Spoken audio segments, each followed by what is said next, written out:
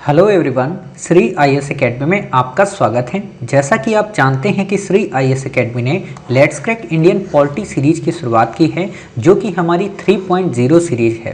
अपनी इस सीरीज में ऑलरेडी हमारा पार्ट 1 आ चुका है और अपने पार्ट 1 में हमने काफ़ी बेसिक चीज़ों को कंप्लीट किया था, चाहे वो कॉन्स्टिट्यूशनल विकास की बात हो या कहीं संवैधानिक विकास की बात हो या फिर संविधान की विशेषता की बात हो या फिर प्रस्तावना के टॉपिक की बात हो। ये तीनों टॉपिक काफ़ी मेजर इंपॉर्टेंट हैं, जो कि आपकी प्रीलिम्स 2022 की दृष्टि से काफ़ी महत्ता रखते हैं। आज उसी दिशा में आगे बढ़ते हुए हम आपको अगले 3 टॉपिक, जिनमें सबसे ज़्यादा जो इम्पोर्टेंट है वो है फंडामेंटल राइट। बट एक क्वेश्चन जो कई बार पूछा गया है संघ एवं क्षेत्र को लेकर, उससे कई बार क्वेश्चन आते हैं, ठीक है। तो ये काफ़ी इंपॉर्टेंट ये भी टॉपिक हो जाता है। बस इसमें 2-3 चीज़ें ये याद रखना है आपको कि कौन कौन से राज्य जो बने उनका क्रम क्या था, हम आपको एक लिस्ट प्रोवाइड कराएंगे। दूसरी जो इम्पोर्टेंट बात है कि वर्तमान में कितने स्टेट और कितनी यूटीज़ हैं। तीसरी इंपॉर्टेंट बात है जो नागरिकता से संबंधित संविधान संशोधन कितने हुए। आप में से कई सारे बच्चे कई बार PIO, OCI है ना, ये पढ़ते रहते हैं। इन पे क्वेश्चन नहीं यूपीएससी पूछती। यूपीएससी का जो मूल ध्येय होता है वो है फंडामेंटल राइट, और इस पे भी कॉन्सेप्चुअल क्वेश्चन। आप क्या करना कि ये फंडामेंटल राइट, ये संघ एवं उसका क्षेत्र, ये नागरिकता यहाँ से पढ़ तो लेना, लेकिन जो मैंने आपको NCERT बोली है कि 6 से लेके 12 तक आपको न्यू वाली पढ़ना है, उस पे भी फंडामेंटल राइट पढ़ लेना। कई बार क्या होता है कि NCERT से डायरेक्ट ही कोई एक लाइन उठा लेते हैं कि फंडामेंटल का मुख्य उद्देश्य क्या है। जैसा कि मैं आपको हमेशा बता देता हूं कि जो फंडामेंटल राइट है वो राजनीतिक लोकतंत्र की बात करते हैं। तो ऐसी चीज़ें आपको पता होनी चाहिए, ठीक है। और इसी से संबंधित आपसे क्वेश्चन पूछे जाएंगे। बाकी जब हम आपको MCQ देंगे उनको ध्यान से आपको करना है। जब हम आपका वीकली टेस्ट लेंगे तो आपको उनको ढंग से कवर करना है। साथ ही आपको जो प्रीवियस पार्ट अभी हमने आपको पढ़ाया था, उसमें जो हमने 3 टॉपिक पढ़ाए थे, उम्मीद है कि आपने उसकी घटना चक्र साथ ही उसकी बैक ईयर के क्वेश्चन सॉल्व कर लिए होंगे। तो अब आप जब ये क्लास कर लें और फिर इसको शाम को रिवाइज कर लें और उसके बाद आप इसके भी क्वेश्चन लगा लेना, और जब क्वेश्चन लगा लेना तो देखना आपको ये टॉपिक अपने आप कई बार याद हो जाएगा। और जब वीकली की बात आए तो आप सैटरडे को एक बार इसको रिवाइज करना और वीकली आप टेस्ट दे देना, तो ये टॉपिक आपका कई बार रिवाइज हो जाएगा। बाकी जब हम क्विक एंड फास्ट मोड पे रिवीजन कराएंगे तो आपके लिए काफ़ी इंपॉर्टेंट महत्ता रखेगी। दूसरी एक और लास्ट बात वो ये कि आपको यहाँ से आर्टिकल यानी कि 1 से लेके 51 का तक याद करना है, ये भी मैंने आपको बताया था, ठीक है, कि फंडामेंटल राइट से संबंधित कौन कौन से आर्टिकल हैं, या आर्टिकल 1, 2, 3, 4 में क्या कहा गया, 5 में नागरिकता से संबंधित क्या प्रोविज़न है, 11 तक में क्या प्रोविज़न है, 12 के बाद स्टेट की परिभाषा में क्या बात आती है। ये सारी चीज़ें आपको पता होनी चाहिए, ठीक है। तो बिना देरी के हम अपनी क्लास की शुरुआत करते हैं और आपको एक एक कॉन्सेप्ट काफ़ी ध्यान से पढ़ाएंगे, ठीक है। आप यहाँ पे वीडियो को पहले डाउनलोड कर लें, ठीक है, उसके बाद नेट को ऑफ कर लें, तब आप इस क्लास को देखना, ठीक। दूसरी तो बार बार दूसरी आ रहा है। लास्ट बात ये कि जब आप देखें तो वीडियो को नॉर्मल स्पीड में देखें, हाई स्पीड में मत देखना, ठीक है। तो चलिए क्लास की शुरुआत करते हैं। तो आज जो हम टॉपिक पढ़ने वाले हैं वो वास्तव में इंडियन कॉन्स्टिट्यूशन के भाग 1 की बात करेंगे। इंडियन कॉन्स्टिट्यूशन के भाग जो 1 है काफ़ी इम्पॉर्टेंट है। इम्पॉर्टेंट में केवल इतना ही है कि इसमें जो बताया गया है आर्टिकल 1 से लेके 4 तक, वो ये कि इंडिया आखिरकार क्या है। तो India that is Bharat shall be union of states. यहाँ पे जो ये वर्ड है यूनियन, वास्तव में इसी पे आपसे कई बार इसने क्वेश्चन पूछा है। तो क्या क्वेश्चन पूछा है? क्वेश्चन आपसे ये पूछा है कि जो यूनियन है, क्या वास्तव में ये यूनियन में शामिल होने वाले जो स्टेट हैं वो अपने आप को अलग कर सकते हैं? तो नहीं कर सकते, ठीक है। अगर आपसे क्वेश्चन ये पूछे कि भारत में जो राज्य हैं क्या वो राज्य किसी सहमत का परिणाम है? तो नहीं, भारत में जो राज्य हैं वो किसी सहमत का परिणाम नहीं है, ठीक है, जबकि वो सबके सब एक साथ मिक्स हैं। इसीलिए आप हमेशा देखना, इंडिया को कभी भी यूनाइटेड स्टेट्स ऑफ इंडिया नाम नहीं दिया गया। क्योंकि इंडिया में यूनाइटेशन की कोई ऐसी पावर नहीं है कि सभी स्टेट अपने आप को सेपरेट कर लें या अलग कर लें। इतनी बातें क्लियर हुई। चलिए, आपसे बस यही क्वेश्चन पूछेगा कि भारत राज्यों का संघ है, इससे क्या आशय है? तो आप बता देंगे कि साहब जो राज्य हैं वो किसी सहमत का परिणाम नहीं है। ऑलरेडी यूपीएससी ने क्वेश्चन पूछा है और उसका ऑप्शन जो 4 था वही उसमें सही था। क्लियर। इसके बाद प्रश्न आता है कि जब हम भारत क्षेत्र की बात करते हैं, जब हम कहते हैं कि इंडिया राज्यों का संघ है, तो इसमें कौन कौन से राज्य शामिल हैं या कौन कौन से क्षेत्र शामिल हैं? तो इसको इसी आर्टिकल 1 में डिफाइन किया गया है कि भारतीय जो क्षेत्र हैं उसमें 3 शामिल हैं। एक तो जो राज्य हैं वो शामिल हैं, संघ के जो क्षेत्र हैं वो शामिल हैं, और जिन्हें भारत भविष्य में कभी अधिग्रहित कर सकता है वो भी शामिल हैं। आपसे सामान्य सा क्वेश्चन आएगा कि निम्न में से कौन से क्षेत्र शामिल नहीं हैं, तो आप बता देना कि साहब ये तीनों के तीनों क्षेत्र शामिल हैं। अब आपके दिमाग में एक प्रश्न और आना चाहिए, वो क्या? वो प्रश्न ये आना चाहिए, क्या वास्तव में भारत ने क्षेत्रों को कभी अधिग्रहित किया है? तो बिल्कुल साहब, जब हमारा देश आज़ाद हो गया 1947 में, तो इसके बाद हमने कई सारे क्षेत्रों को अधिग्रहित किया जो विदेशी क्षेत्रों में कब्जे में थे। जैसे हमने किसको, पांडिचेरी या कहें पुडुचेरी, हमने दादर एवं नागर हवेली इसको अधिग्रहित किया, हमने सिक्किम को अपने में मिलाया। तो ये कई सारे क्षेत्र थे जिनको हमने मिलाया। क्लियर। आपसे अगर सामान्य तौर पर क्वेश्चन पूछे कि अभी तक भारत ने किसी भी क्षेत्र को अपने में अधिग्रहित नहीं किया है, तो ऑप्शन गलत हो जाएगा। इंपॉर्टेंट एक बात जिसको लेकर पार्ट 1 में आप में से अधिकांश बच्चों ने कमेंट किया था कि सर आपकी याददाश्त बहुत कमज़ोर है, 28 राज्य और 9 केंद्र शासित प्रदेश नहीं हैं बल्कि 8 केंद्र शासित प्रदेश हैं। तो मैं यहाँ पे 2 बातें आपको बताना चाहता हूँ, हालांकि आप ही सही हैं कि 28 राज्य और 8 केंद्र शासित प्रदेश हैं। देखिए, किसी भी स्टेट को या किसी भी यूटीज़ को तब तक हम पूरी तरह से नहीं कहते हैं कि उसका विलय कर दिया गया है जब तक वहाँ पे परिसीमन नहीं हो जाता। ठीक है, बट वो घटना जो थी वो 2020 की थी, उसमें दादर एवं नागर हवेली को और दमन दीव को एक साथ मिक्स कर दिया गया। ठीक है, तो अब हम ये मान सकते हैं कि हमारे देश में 28 स्टेट्स हैं और 8 यूटीज़ हैं। क्लियर। तो इतनी बातें क्लियर हो गई यहाँ पे, यानी कि आपको ये समझना पड़ेगा कि परिसीमन मेन इंपॉर्टेंट होता है। जैसे अभी आप जम्मू कश्मीर के बारे में सुन रहे होंगे, तो उसके परिसीमन को लेकर ही तो विवाद चल रहा है कि उसका परिसीमन हमें जल्द से जल्द कराना है। ठीक है, तो इससे ज़्यादा आपको यहाँ पे याद रखने की आवश्यकता नहीं है। बाकी हमने आपको अनुसूचियाँ बता दी थी कि 5वीं अनुसूची किससे संबंधित है, 6ठी किससे संबंधित है। एक बार फिर से बता देते हैं कि 5वीं में असम, मेघालय, त्रिपुरा, मिजोरम को छोड़कर अन्य सभी जो अनुसूचित क्षेत्र हैं या जनजाति क्षेत्र हैं उनके प्रशासन की बात की जाती है।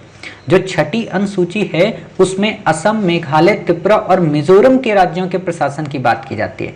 अब आपसे क्वेश्चन में भी हो सकता है थोड़ा डेप्थ में पूछते कि 6ठी अनुसूची के अंतर्गत निम्न में से किन किन क्षेत्रीय राज्यों का प्रशासन वर्णित है, तो पता होना चाहिए कि असम है, त्रिपुरा है, मिजोरम है, मेघालय है। ठीक है, इतनी बातें समझ गए। चलिए, बात आती है कि भारत के क्षेत्र का क्या मतलब है। भारत के क्षेत्र का मतलब वही मैंने आपको बताया था कि जिनको भविष्य में कभी अधिग्रहित किया जा सकता है या जो अभी भारत जैसी टेरिटरी में शामिल हैं। इतनी बातें क्लियर हो गई। चलिए, जब इतनी बातें क्लियर हो गई तो बाकी हमें यहाँ पे किसी भी तरीके की याद रखने की ज़रूरत नहीं है। आपसे एक क्वेश्चन यही पूछेगा कि भारत ने निम्न में से किन किन क्षेत्रों को अधिग्रहित किया है, तो आपको पता होना चाहिए कि साहब दादर और नागर हवेली को किया था, गोवा को किया था, दमन एवं दीव को किया था, पुडुचेरी को किया था और सिक्किम को किया था। आप कमेंट बॉक्स में हमें बताइए कि दादर एवं नागर हवेली, गोवा और दमन दीव और पुडुचेरी इन क्षेत्रों में किनका किनका शासन था। 2 हम आपको नाम बता देते हैं, फ्रांसीसियों का कहाँ पर था और आपका पुर्तगालियों का कहाँ पे था। कमेंट बॉक्स में इन दोनों को बताइए कि पुर्तगाली किन किन क्षेत्रों में शासन करते थे और फ्रांसीसी किन किन क्षेत्रों में शासन करते थे। यहाँ पे 2 बातें और बता दें, कुछ बच्चे ज़्यादा ज्ञानी हो जाते हैं, वो क्या करते हैं कि इसकी पूरी की पूरी डिटेल बता देते हैं। वो बहुत अच्छा काम है। इससे क्या होता है कि आपको वो चीज़ें अपने आप याद हो जाती हैं। कुछ लोगों को लगा होगा कि सर ज़्यादा बता देने से आप डांटने वाले थे क्या, बिल्कुल भी नहीं। हमें देखिए, हमारा उद्देश्य है आपको बेस्ट से सुपर बेस्ट बनाना। ठीक है, और आपके अंदर जो छिपे हुए नॉलेज है उसको बाहर निकालना। क्लियर। तो इतनी बातें आप समझ गए। चलिए, फिर बात आती है आर्टिकल 2 में किस चीज की, आर्टिकल देखो आपको याद नहीं करने हैं, आपसे क्वेश्चन कभी नहीं पूछेगा कि आर्टिकल 1, आर्टिकल 2, आर्टिकल 3, लेकिन हमने आपसे क्या कहा है कि आपको आर्टिकल 1 से लेके आर्टिकल 51 का तक पता होना चाहिए, इसीलिए हम आपसे कह रहे हैं। आर्टिकल 1 आप समझ लिए कि आर्टिकल 1 में क्या कहा गया, India that is Bharat shall be union of state, यानी कि भारत राज्यों का एक संघ है। आर्टिकल 2 में क्या कहा गया, आर्टिकल 2 की जो बात है ना काफी इंपॉर्टेंट है, आपसे क्वेश्चन पूछा जा सकता है।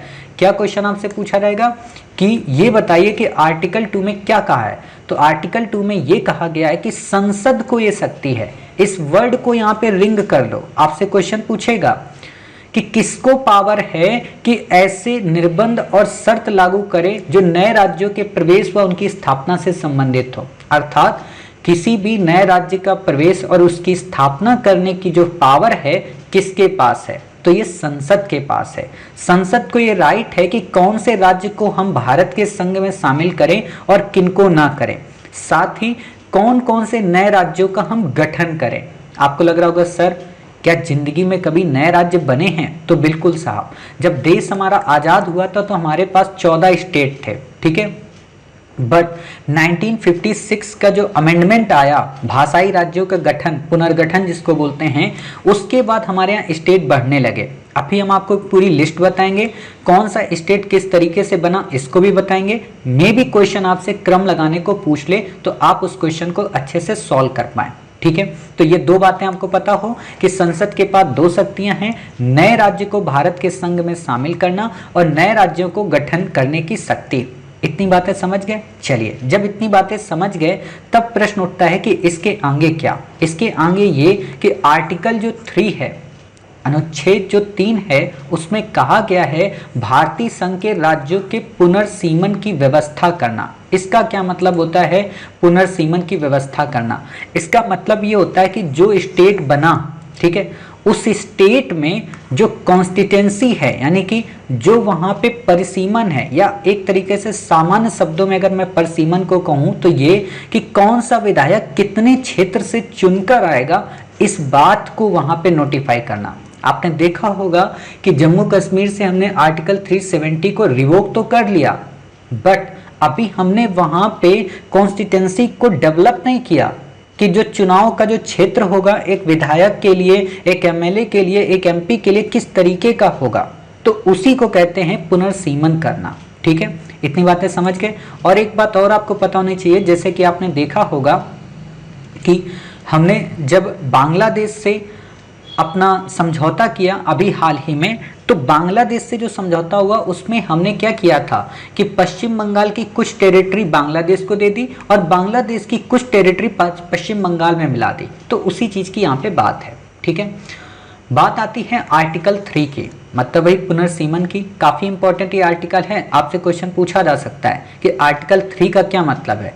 आर्टिकल 3 ये कहता है कि जो केंद्र है, ठीक है, वो क्या कर सकती है, या कहें जो संसद है उसके पास क्या राइट है, उसके पास राइट ये है कि वो किसी भी राज्य में उसका राज्य क्षेत्र अलग करके उसको 2 या अधिक राज्यों या राज्यों के भागों को मिलाकर किसी भी अन्य राज्य के भाग में मिलाकर नए राज्य का निर्माण कर सकती है। इस लाइन को समझिए। मान लीजिए उत्तर प्रदेश है, मध्य प्रदेश है, ठीक है। अब यहाँ पे क्या किया जा सकता है कि मान लीजिए उत्तर प्रदेश का कुछ क्षेत्र और मध्य प्रदेश का कुछ क्षेत्र लेके एक नया राज्य बना दिया जा सकता है। ये किसके पास पावर होगी? संसद के पास। या फिर जो उत्तर प्रदेश है और जो मध्य प्रदेश है इनको आपस में मिलाकर संयुक्त प्रांत बनाया जा सकता है, ठीक है। ये पावर किसके पास है? ये पावर है संसद के पास। इतनी बातें समझ गए कि संसद क्या कर सकती है, किसी भी राज्य क्षेत्र को छोटा कर सकती है, उसे बड़ा कर सकती है, किसी राज्य क्षेत्र को बढ़ा सकती है, उसे घटा सकती है, उसकी सीमाओं में परिवर्तन कर सकती है और उसके नाम में परिवर्तन कर सकती है। इस लाइन पे याद रखना, आपसे यहां पे क्वेश्चन पूछेगा।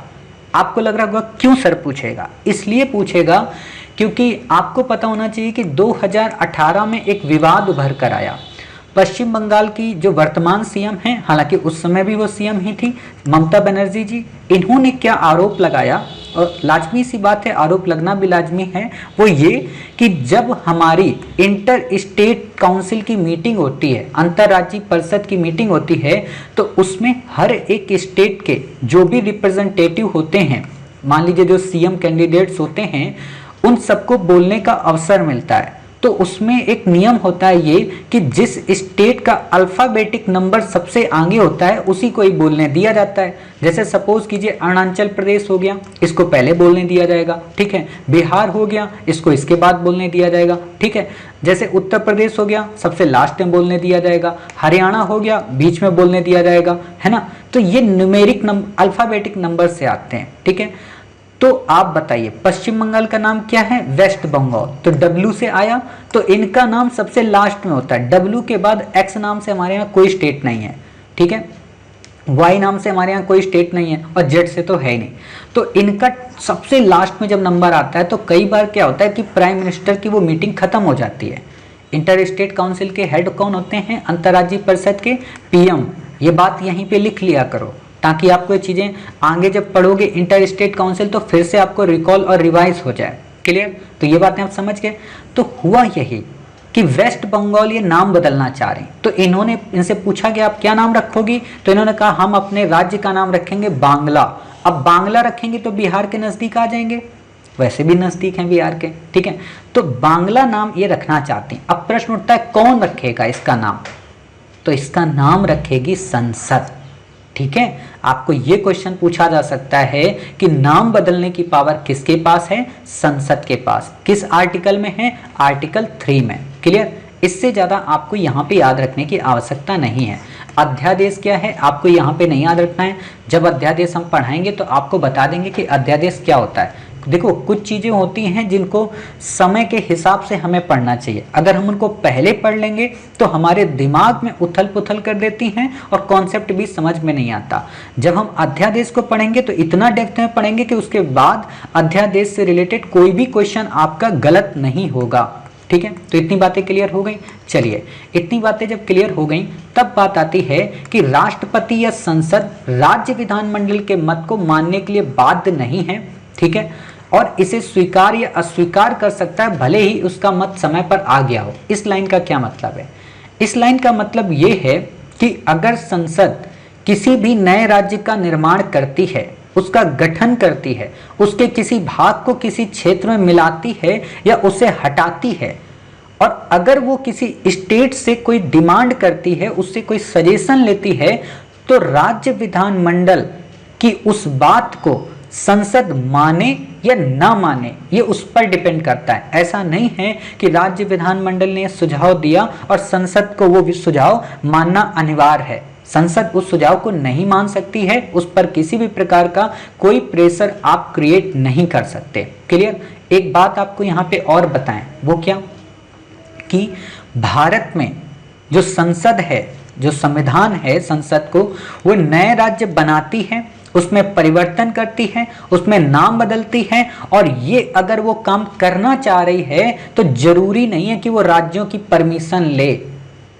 बिना राज्यों की अनुमति के भी वो नाम बदल सकती है, सीमा बदल सकती है और उसमें चेंजेस ला सकती है। आपको लगेगा सर ऐसी बातें क्यों कह रहे हो, इतनी भी क्या गुस्ताखी कर दी किसी राज्य ने? तो बात यही है, जब 100वां संविधान संशोधन हुआ बांग्लादेश के साथ में, तो पश्चिम बंगाल की जो सीएम ममता बनर्जी साहिबा हैं, इन्होंने विरोध किया था और बांग्ला अस्मिता की बात की थी कि आप जो हमारे यहाँ के क्षेत्र हैं उन्हें मत दीजिए।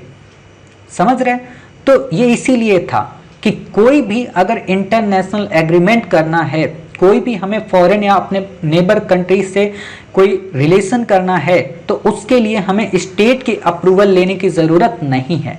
तो आपसे क्वेश्चन सामान्य तौर पर पूछा जा सकता है कि संसद नए राज्यों का गठन कर सकती है, और पूछा भी गया है, नए राज्यों की गठन कर सकती है। नंबर 1 उस राज्य की सहमत से, नंबर 2 बिना राज्य की सहमत से, नंबर 3 राज्य विधानमंडल के 3/4 बहुमत से, नंबर 4 राज्य विधानमंडल के सभी जो विधायक हैं उनकी परमिशन से। आप कहोगे नहीं भाई किसी से कुछ परमिशन नहीं लेना है, मोदी है तो मुमकिन है। ठीक है, इतनी बातें समझ गए। चलिए अब यहाँ पे एक कॉन्सेप्ट और आता है जो मैंने हालांकि आपको शुरू में बता दिया है, कई बच्चों के कॉन्सेप्ट नहीं समझ में आता होगा। वो क्या है कि भारत जो है वो विभक्त राज्यों का अविभाज्य संघ है। इसका क्या मतलब? इसका मतलब ये होता है कि भारत का जो संघ है, ठीक है, वो संघ कभी समाप्त नहीं हो सकता। ध्यान देना, संघ कभी समाप्त नहीं हो सकता, लेकिन जो स्टेट हैं उनको समाप्त किया जा सकता है। जैसे आपने देखा होगा कि अभी दमन और दीव की ही बात ले लें, ठीक है, दादर एवं नागर हवेली की बात कर लें। अब इन दो यूटीज को आपस में मिला दिया गया तो क्या हो गया? एक बचा ना। क्या केंद्र को हटाया गया? क्या नहीं हटाया गया। मतलब हम स्टेट को ऊपर नीचे कर सकते हैं, स्टेट का विलय और स्टेट का विभाजन कर सकते हैं, उनमें मतभेद मतभेद कह रहा हूं, उनमें एक तरीके के सीमांकन कर सकते हैं, बट संघ में ऐसा नहीं कर सकते। इसीलिए हम कहते हैं कि भारत जो है वो विभक्त राज्यों का अविभक्त संघ है या विभाज्य राज्यों का अविभाज्य संघ है। बट अमेरिका जो है वो अविभाज्य राज्यों का अविभाज्य संघ है। इसका क्या मतलब हुआ? इसका मतलब ये हुआ कि जब आपको पता होना चाहिए कि 1776 का जब अमेरिकन रेवोल्यूशन आप पढ़ते हैं और 1781 में अमेरिका का जब कॉन्स्टिट्यूशन पढ़ते हैं तो अमेरिकन कॉन्स्टिट्यूशन में क्या दिया है कि जो 13 जो उस समय के स्टेट्स थे वो आपस में मिलकर ये डिसाइड करते हैं कि हम कभी भी अपने यूनियन से अलग नहीं होने देंगे, मतलब यूनियन का कभी विभाजन नहीं करेंगे। समझना है, यहाँ पे यूनियन का कभी विभाजन नहीं करेंगे, जो संघ है उसको कभी विघटित नहीं करेंगे। इसीलिए उसको कहा गया United states of America. States का अमेरिका है, यूनाइट है, ठीक है, सारे के सारे 13 स्टेट्स एक साथ यूनाइट हुए। लेकिन आपको पता है कि ये 1781 का टाइम पीरियड था जब अमेरिकी जो उपनिवेश था वो पूरी तरीके से वेस्टर्न पर सेंट्रिक था और ईस्टर्न पार्ट पर सेंट्रिक था और वेस्टर्न पोर्शन अभी बचा हुआ था। जैसे जैसे वेस्टर्न पोर्शन की ओर ये लोग बढ़ने लगे तब इनमें स्टेट्स में बढ़ोतरी होने लगी और आज वर्तमान में 50 यूटीज हैं यहाँ पे, 50 स्टेट्स हैं यहाँ पे। वो जो 50 स्टेट्स हैं उन 50 स्टेट्स की खास बात यह है कि आप उन 50 स्टेट्स को 51 नहीं बना सकते, आप उन स्टेट्स को 40 नहीं कर सकते, वो 50 के 50 ही रहेंगे हमेशा।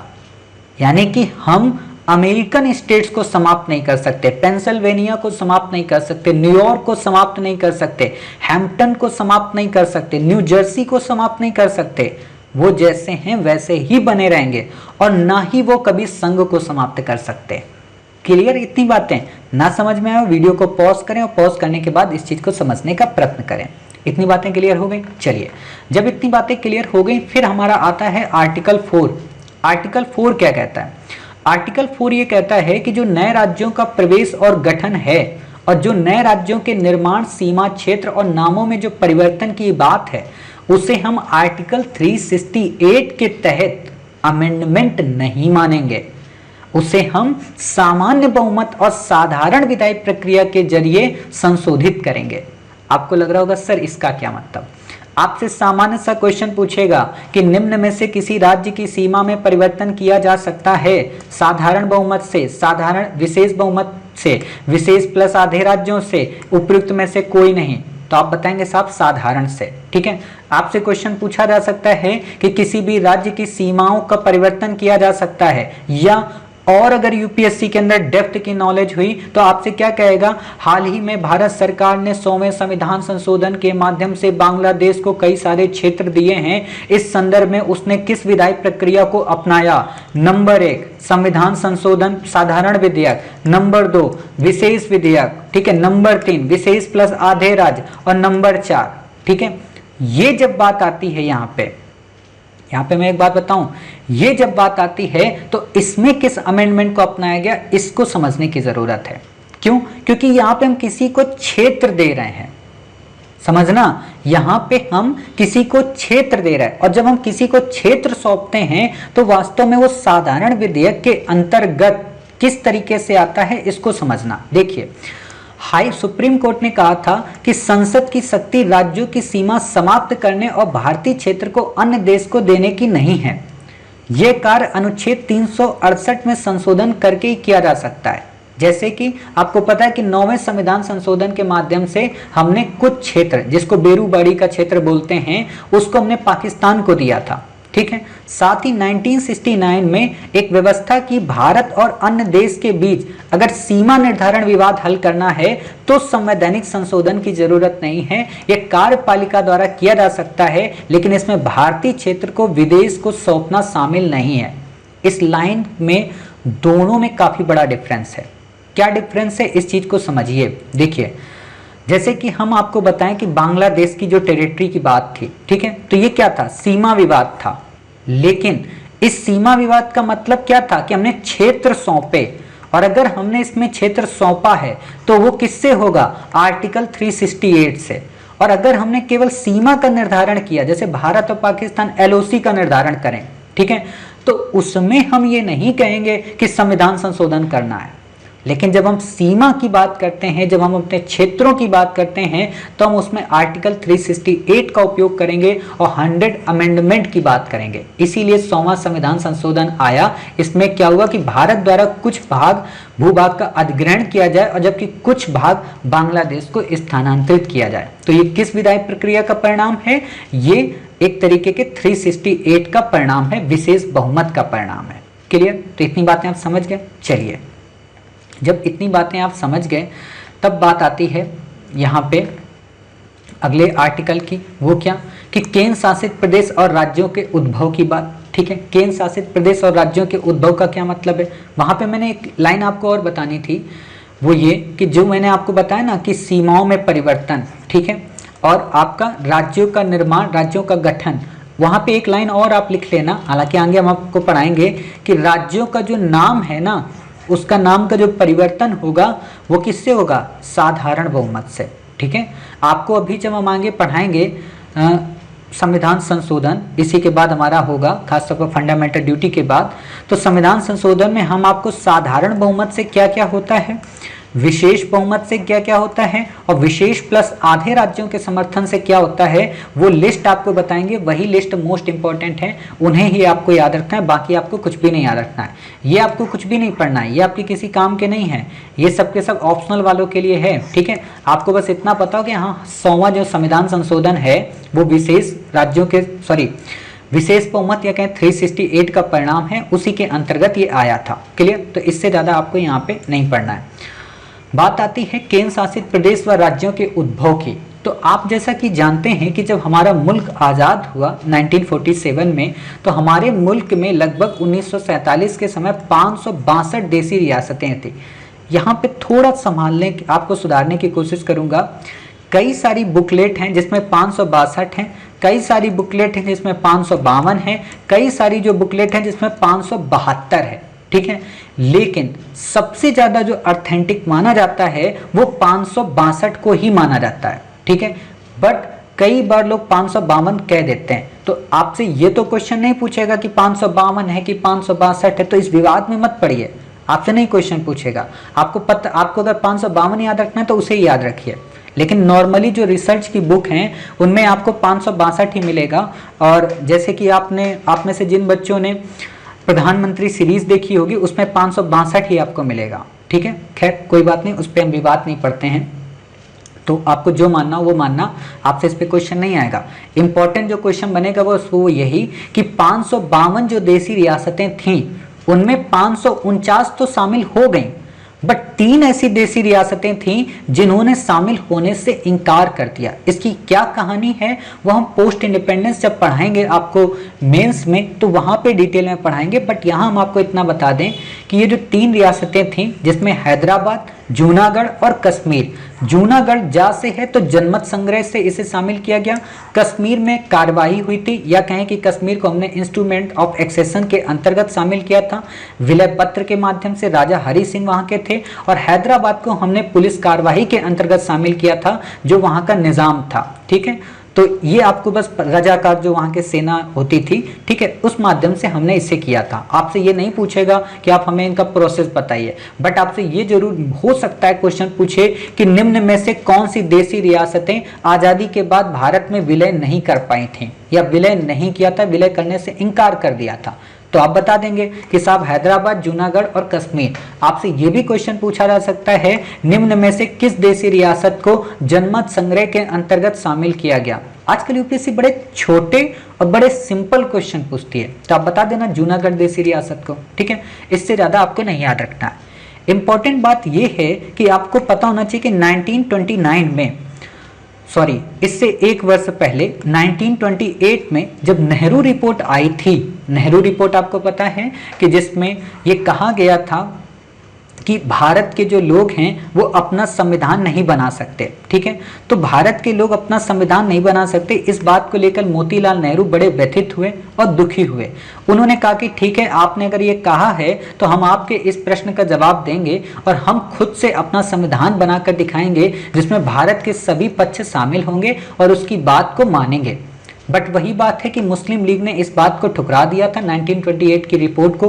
क्यों ठुकराया था उसका एक बस मेजर कारण बताऊंगा यहाँ पे, बाकी उसे मैं मॉडर्न इंडिया में कवर कराऊंगा। वो ये कि 1916 में जो लखनऊ अधिवेशन हुआ था अंबिकाचरण मजूमदार दास की अध्यक्षता में, उसमें पृथक निर्वाचन की व्यवस्था को स्वीकार कर लिया था। लेकिन जब नेहरू रिपोर्ट 1928 की पब्लिश हुई तो उसमें पृथक निर्वाचन की व्यवस्था को शामिल नहीं किया गया था। इसमें एक बात जो थी उसको जरूर अपनाया गया था, वो क्या कि भारत में जब हमारा मुल्क आजाद होगा, जब इस मुल्क की नई तामीर लिखी जाएगी तो इसमें जिन राज्यों का गठन होगा उनका भाषा के आधार पे होगा। मान लीजिए किसी की भाषा तमिल है तो उसे तमिल स्टेट बनाएंगे, कन्नड़ है तो उसका कन्नड़ बनाएंगे, तेलुगु तेलुगु स्टेट होगा, मलयालम मलयालम होगा, हिंदी भाषी होगा, ठीक है, उड़िया उड़ीसा होगा, जितने भी स्टेट हैं, गुजराती गुजराती होगा, महाराष्ट्र का मराठी होगा। लैंग्वेज के आधार पर हम स्टेट का डिवाइड करेंगे। और जो कांग्रेस की उस समय जितनी भी प्रांतीय समितियां होती थी उनका भी गठन भाषाई आधार पर ही हुआ था। तो ये उम्मीद बन गई थी कि हम भाषा के आधार पर राज्यों का गठन करेंगे। बट जब देश का विभाजन हुआ और जब देश के विभाजन का आधार धार्मिक बना तो देश के उस समय के युग निर्माताओं को यह लगा कि अभी तो हमारा देश धर्म के आधार पर विभाजित हो गया कि हिंदू जो राज्य है वो भारत है और मुस्लिम जो राज्य है वो पाकिस्तान है।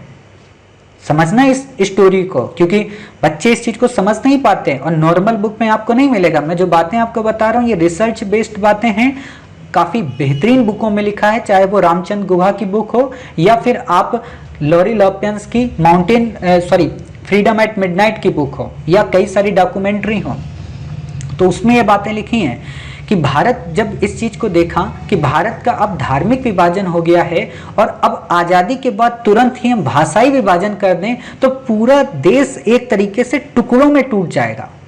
और एक और बात कि जो भारतीयों को लगा था कि राष्ट्रीय आंदोलन में जिस तरीके से लोगों ने पार्टिसिपेट किया है और हमें 1947 में जब आजादी मिलेगी तो सभी देसी रियासतें अपने आप शामिल हो जाएंगी, लेकिन ऐसा हुआ ही नहीं। और जब ऐसा नहीं हुआ तो हम ये कैसे कह सकते हैं कि हम तुरंत भाषाई राज्यों का गठन कर देंगे। तो जवाहरलाल नेहरू साहब, सरदार वल्लभ भाई पटेल साहब और उस समय के कई सारे मेनन साहब, इन लोगों ने क्या किया कि भाई अभी हम कुछ समय के लिए भाषाई राज्यों की मांग को ठुकरा देते हैं और जब देश में पूरी तरह से स्टेबिलिटी आ जाएगी तब हम इस पर विचार करेंगे। लेकिन जब देश आजाद हुआ तो एक गांधीवादी व्यक्तित्व पोट्टी श्री रामालू जो कि आंध्र प्रदेश के थे, वो अनशन पर बैठ गए और अनशन पर जब बैठ गए तो उस अनशन से सरकार डगमगाने लगी। तो सरकार ने उनकी बात को ध्यान में रखते हुए कुछ समितियों और आयोगों का गठन किया। किस लिए गठन किया कि आप हमें ये बताएं कि सच में क्या भारत में भाषाई आधार पर राज्यों का गठन करना उचित है या अनुचित है। तो उस समिति और उस आयोग में जो पहला आयोग था वो धर आयोग था। धर आयोग वास्तव में एसके धर की अध्यक्षता में गठित किया गया था 1948 में। और इसने जब अपनी रिपोर्ट पेश की तो इसने ये बताया कि साहब आप किसी भी स्टेट का गठन भाषा के आधार पर मत करें। इस लाइन को ध्यान देना, भाषा के आधार पर मत करें बल्कि प्रशासनिक सुविधा के आधार पर करें कि हम आंध्र प्रदेश में तमिल का कुछ हिस्सा, कन्नड़ का कुछ हिस्सा और महाराष्ट्र का कुछ हिस्सा मिक्स करके गठन करेंगे ताकि प्रशासन मजबूत रहे। समझ गए। अगर आपको लाइन दे दे कि एस के धर आयोग ने भाषाई आधार पर राज्यों के गठन की सिफारिश की, तो ऑप्शन गलत हो जाएगा। किसी ने भी भाषाई आधार पर राज्यों की गठन की बात नहीं की, ये बात याद रखना। आगे हम आपको बताएंगे, जब फजल अली आयोग का गठन हुआ तो उसने भी एक कंडीशन थोपी थी। तो इस लाइन को याद रखना कि एस के धर आयोग ने भाषा की बात न करके प्रशासनिक सुविधा को तरजीह दी। अब एक बात बताइए, जब भाषा की बात आप नहीं करेंगे, प्रशासन की बात करेंगे, तो क्या पोट्टी श्रीरामुलु खुश होंगे? नहीं खुश होंगे। उनका आंदोलन बढ़ने लगा और 56 दिनों की जब भूख हड़ताल पीक पर पहुंच गई तो उनकी मौत हो गई। समझना, ये बात की बात है। लेकिन जब आंदोलन बढ़ने लगा इस रिपोर्ट के बाद, धर आयोग के बाद, तो भारत सरकार के प्रतिनिधियों ने सोचा कि क्यों ना एक बार हम भी इस पर विचार करें। तो इन्होंने एक समिति का गठन किया, जिस समिति का नाम था जेवीपी समिति। ध्यान देना यहाँ पे, जेवीपी समिति। जेवीपी समिति ने यह डिसाइड किया कि हम देखते हैं कि क्या आधार होना चाहिए। तो इन्होंने ये कहा कि देखो, भाषाई आधार के गठन को हम पूरी तरीके से नहीं समाप्त कर सकते, इस पर हम सोचेंगे। यानी कि ना तो मना किया और ना ही ये कहा कि हम दे देंगे। औपचारिक रूप से अस्वीकार किया था कि राज्यों के पुनर्गठन का आधार भाषा हो। इस जेवीपी समिति में आपसे क्वेश्चन पूछा जा सकता है कि कौन कौन शामिल था, तो पता होना चाहिए। जे से जवाहरलाल नेहरू, वी से कौन, वल्लभ भाई पटेल, और पी से पट्टाभी सीतारमैया। क्लियर? तो इतनी बातें आप समझ गए। चलिए, जेवीपी समिति आपको याद हो गई, समझ गए। एक समिति और है, ठीक है, आप उसको हमें कमेंट बॉक्स में बताइए। ये हमने आपको बताई क्या, जेवीपी समिति। एक समिति और है, उस समिति का आप जिक्र करिएगा कि पंचायतों के गठन से संबंधित एक ऐसी ही सिमिलर समिति है, ठीक है। नाम हम आपको नहीं बताएंगे, जैसे आप पढ़ते हैं ना पंचायतों के गठन से संबंधित बलवंत राय मेहता, अशोक मेहता, ठीक है, सिंह, LM सिंघवी समिति, उसी तरीके से एक समिति और है जिसका नाम जेवीपी से ही मिलता जुलता है, ठीक है। तो आप उसे कमेंट बॉक्स में हमें बताइएगा, ठीक है, ताकि आपको देखें कि कितना आपको पता है। समझ गए। तो इन्होंने अस्वीकार कर दिया। जब इन्होंने अस्वीकार कर दिया तो पोट्टी श्रीरामुलु और मजबूर हो गए, और मजबूर होने के बाद उन्होंने 56 दिनों की भूख हड़ताल के बाद उनकी मौत हो गई। मौत ने वास्तव में एक तरीके से पूरा का पूरा आंदोलन ही बदल दिया और भारत सरकार की नीतियों को बदल दिया। और भारत सरकार ने इसके लिए तुरंत एक तात्कालिक कदम उठाया, वो ये कि उन्होंने भाषाई आधार पर आंध्र प्रदेश की जो मांग थी उसकी मांग को स्वीकार करने की कोशिश की। और इस कोशिश के लिए उन्होंने 1953 में फजल अली आयोग का गठन किया। फजल अली आयोग वास्तव में फजल अली नाम की अध्यक्षता पे हुआ। इसमें 2 मेंबर थे और KM पणिक्कर, HN कुंजरू। अर्थात मैं अगर बात कहूं तो फजल अली आयोग में 3 लोग थे, स्वयं फजल अली, KM पणिक्कर और HN कुंजरू, यानी कि हृदयनाथ कुंजरू। आपसे क्वेश्चन पूछा जा सकते हैं 2 तरीके के। क्या? एक क्वेश्चन तो ये पूछा जा सकता है कि निम्न में से कौन से भाषाई आधार पर राज्यों के गठन से संबंधित समितियां नहीं हैं, ठीक है। आपको दे देगा LM सिंघवी, आपको दे देगा जेवीपी समिति, आपको दे देगा SK धर आयोग और आपको दे देगा फजल अली आयोग। तो आप बताओगे सर ये 3 तो हैं लेकिन ऊपर वाली नहीं है, वो किससे संबंधित है? LM सिंघवी, पंचायतों से, ठीक है। तो ये लाइन याद रखना है। साथ ही आपको ये भी याद रखना है कि इनका क्रम क्या था। तो धर आयोग पहले आया था, ठीक है, उसके बाद क्या आया था? जेवीपी समिति, और उसके बाद जो आया था फजल अली आयोग। तो इस तरीके के क्वेश्चन आपसे पूछे जा सकते हैं, पता होना चाहिए, ठीक है। फजल अली आयोग ने जो बात की तो इसमें यह तो कह दिया कि हम भाषा को मुख्य आधार बना सकते हैं, लेकिन एक राज्य एक भाषा के सिद्धांत को स्वीकार नहीं करेंगे। मतलब क्या हुआ? एक राज्य एक भाषा का मतलब ये है कि अगर हम साउथ इंडिया की बात करें, ठीक है, और साउथ इंडिया में अगर हम बात करें तो कितनी भाषाएं हैं? मलयालम है, तेलुगु है, तमिल है, कन्नड़ है, आंध्रा है, ठीक है। तो हम साउथ में 5 स्टेट नहीं बना सकते कि हम आंध्र वालों की अलग बना दें और तेलुगु वालों की अलग बना दें, तमिल की अलग बना दें, कन्नड़ की अलग बना दें, मराठी की अलग बना दें। ऐसे तो बड़ी दिक्कत हो जाएगी। तो हम एक काम करेंगे कि आंध्र प्रदेश का जो रीजन होगा उसमें जो सबसे ज्यादा डोमिनेंट होंगे, जैसे आंध्र लैंग्वेज के, तो कुछ आंध्र के होंगे, उसी में थोड़े तमिल, थोड़े कन्नड़ और थोड़े मलयालम के। ऐसे ही अन्य स्टेटों में किया गया। ठीक है, यानी कि एक राज्य और एक भाषा के सिद्धांत को इन्होंने अस्वीकार कर दिया, और जब अस्वीकार कर दिया तो आंध्र प्रदेश रूपी प्रथम भाषाई राज्य का गठन हुआ। तो प्रथम जो भाषाई राज्य का जब गठन हुआ तो 1956 के समय जब हमारा देश बना, ठीक है, 1956 के समय जो स्टेट हमारे बनकर आए वो टोटल कितने स्टेट हमारे बनकर आए, वो हमारे 16 राज्य बने। ठीक है, उन 16 राज्य में जो इंपॉर्टेंट बातें हैं, 1956 के समय 16 नहीं 14 जो राज्य बने और 6 केंद्र शासित प्रदेशों का उसमें गठन हुआ। आपसे ये तो क्वेश्चन नहीं पूछेगा कि इनमें से कौन कौन से वो 14 राज्य थे, और ना ही आपसे ये क्वेश्चन पूछेगा कि कौन कौन से इसमें केंद्र शासित प्रदेश थे। ठीक है, बट आपको ये पता होना चाहिए कि जैसे आंध्र प्रदेश था, असम था, बिहार था, बंबई था, जम्मू कश्मीर, केरल, मध्य प्रदेश, मद्रास, मैसूर, उड़ीसा, पंजाब, राजस्थान, उत्तर प्रदेश और पश्चिम बंगाल। ठीक है, यहाँ पे मैं 2-3 लाइनें सही कर देना चाहता हूँ। जैसे उत्तर प्रदेश आपका है, जो ये मध्य प्रदेश है, ये पहले सबके सब क्या होते थे, संयुक्त प्रांत होते थे। ठीक है, संयुक्त प्रांत के नाम से इनको जाना जाता था। क्लियर, बाद में इनका डिवाइडेशन हुआ था। यहाँ पे इस चीज की एरर है, तो इस चीज को सही करने की आवश्यकता है। ठीक है, तो यहाँ पे मैं जो बातें बताना चाहता हूँ वो ये कि जब ये 14 स्टेट्स बन गए और जब ये 6 यूटीज बन गई, तो इसके बाद 1956 का भाषाई अधिनियम आया।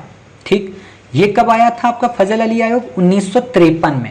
1956 में इसी को बेस बनाते हुए राज्य पुनर्गठन या कहें कि भाषाई राज्य पुनर्गठन आयोग आया, और उसके माध्यम से कई सारे नए स्टेट्स का गठन हुआ। तो आपसे क्वेश्चन क्या पूछा जा सकता है कि उसके बाद जो गठन होने वाले राज्य हैं उनका क्रम किस प्रकार है। ठीक है, वो क्रम आपको पता होना आवश्यक है। जैसे 14 मैंने आपको बता दिए, तो 15वां राज्य कौन था, गुजरात। अब यहाँ पे कुछ बच्चों को लगेगा कि सर क्या अमेंडमेंट याद करना है, तो नहीं, अमेंडमेंट आपको नहीं याद करना कि गुजरात किस अमेंडमेंट के तहत बना, ये आपसे नहीं पूछेगा।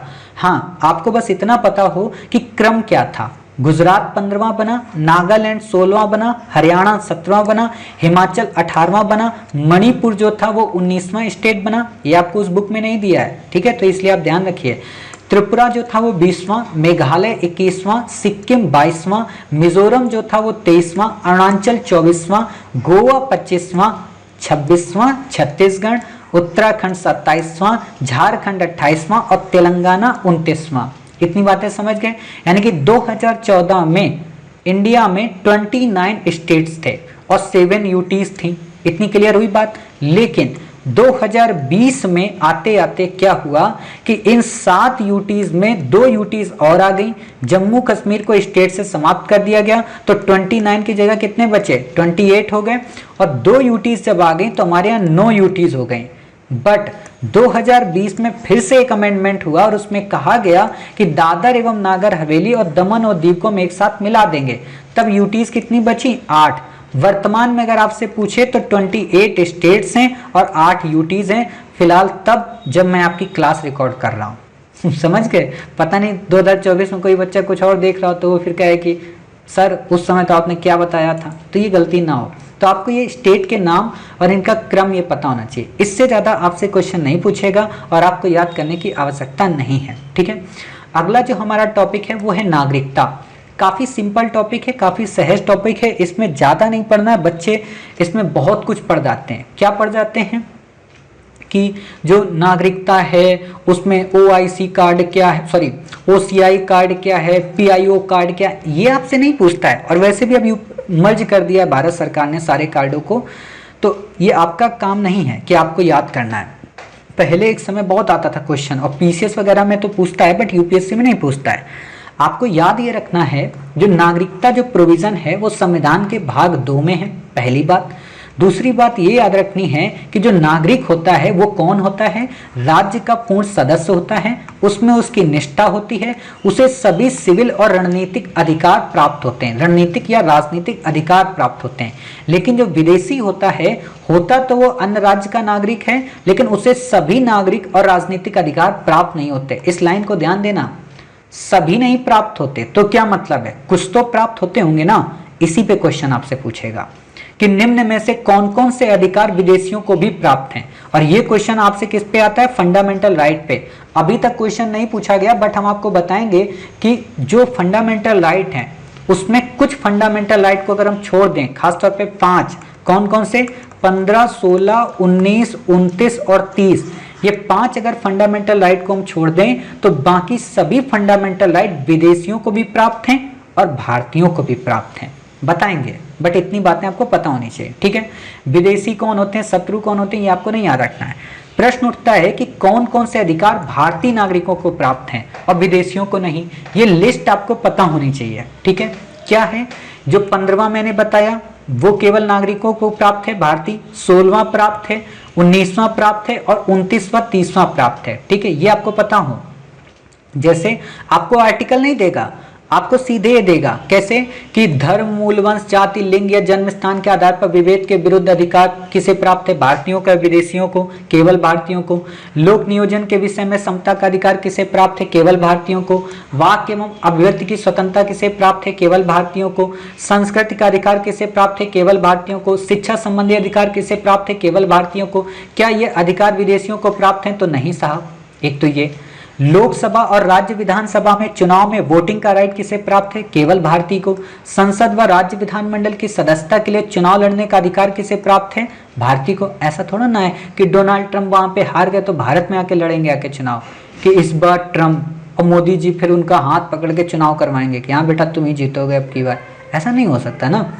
7वां है सार्वजनिक पदों जैसे राष्ट्रपति, उपराष्ट्रपति, उच्चतम न्यायालय, उच्च न्यायालय के न्यायाधीश, राज्यों के राज्यपाल, महान्यायवादी और महाधिवक्ता, इनमें किसी भी विदेशी को नियुक्त नहीं किया जाएगा। मोटे तौर पर देखो, याद करने वाली कोई चीज़ नहीं है, बुद्धि लगाने वाली चीज़ है।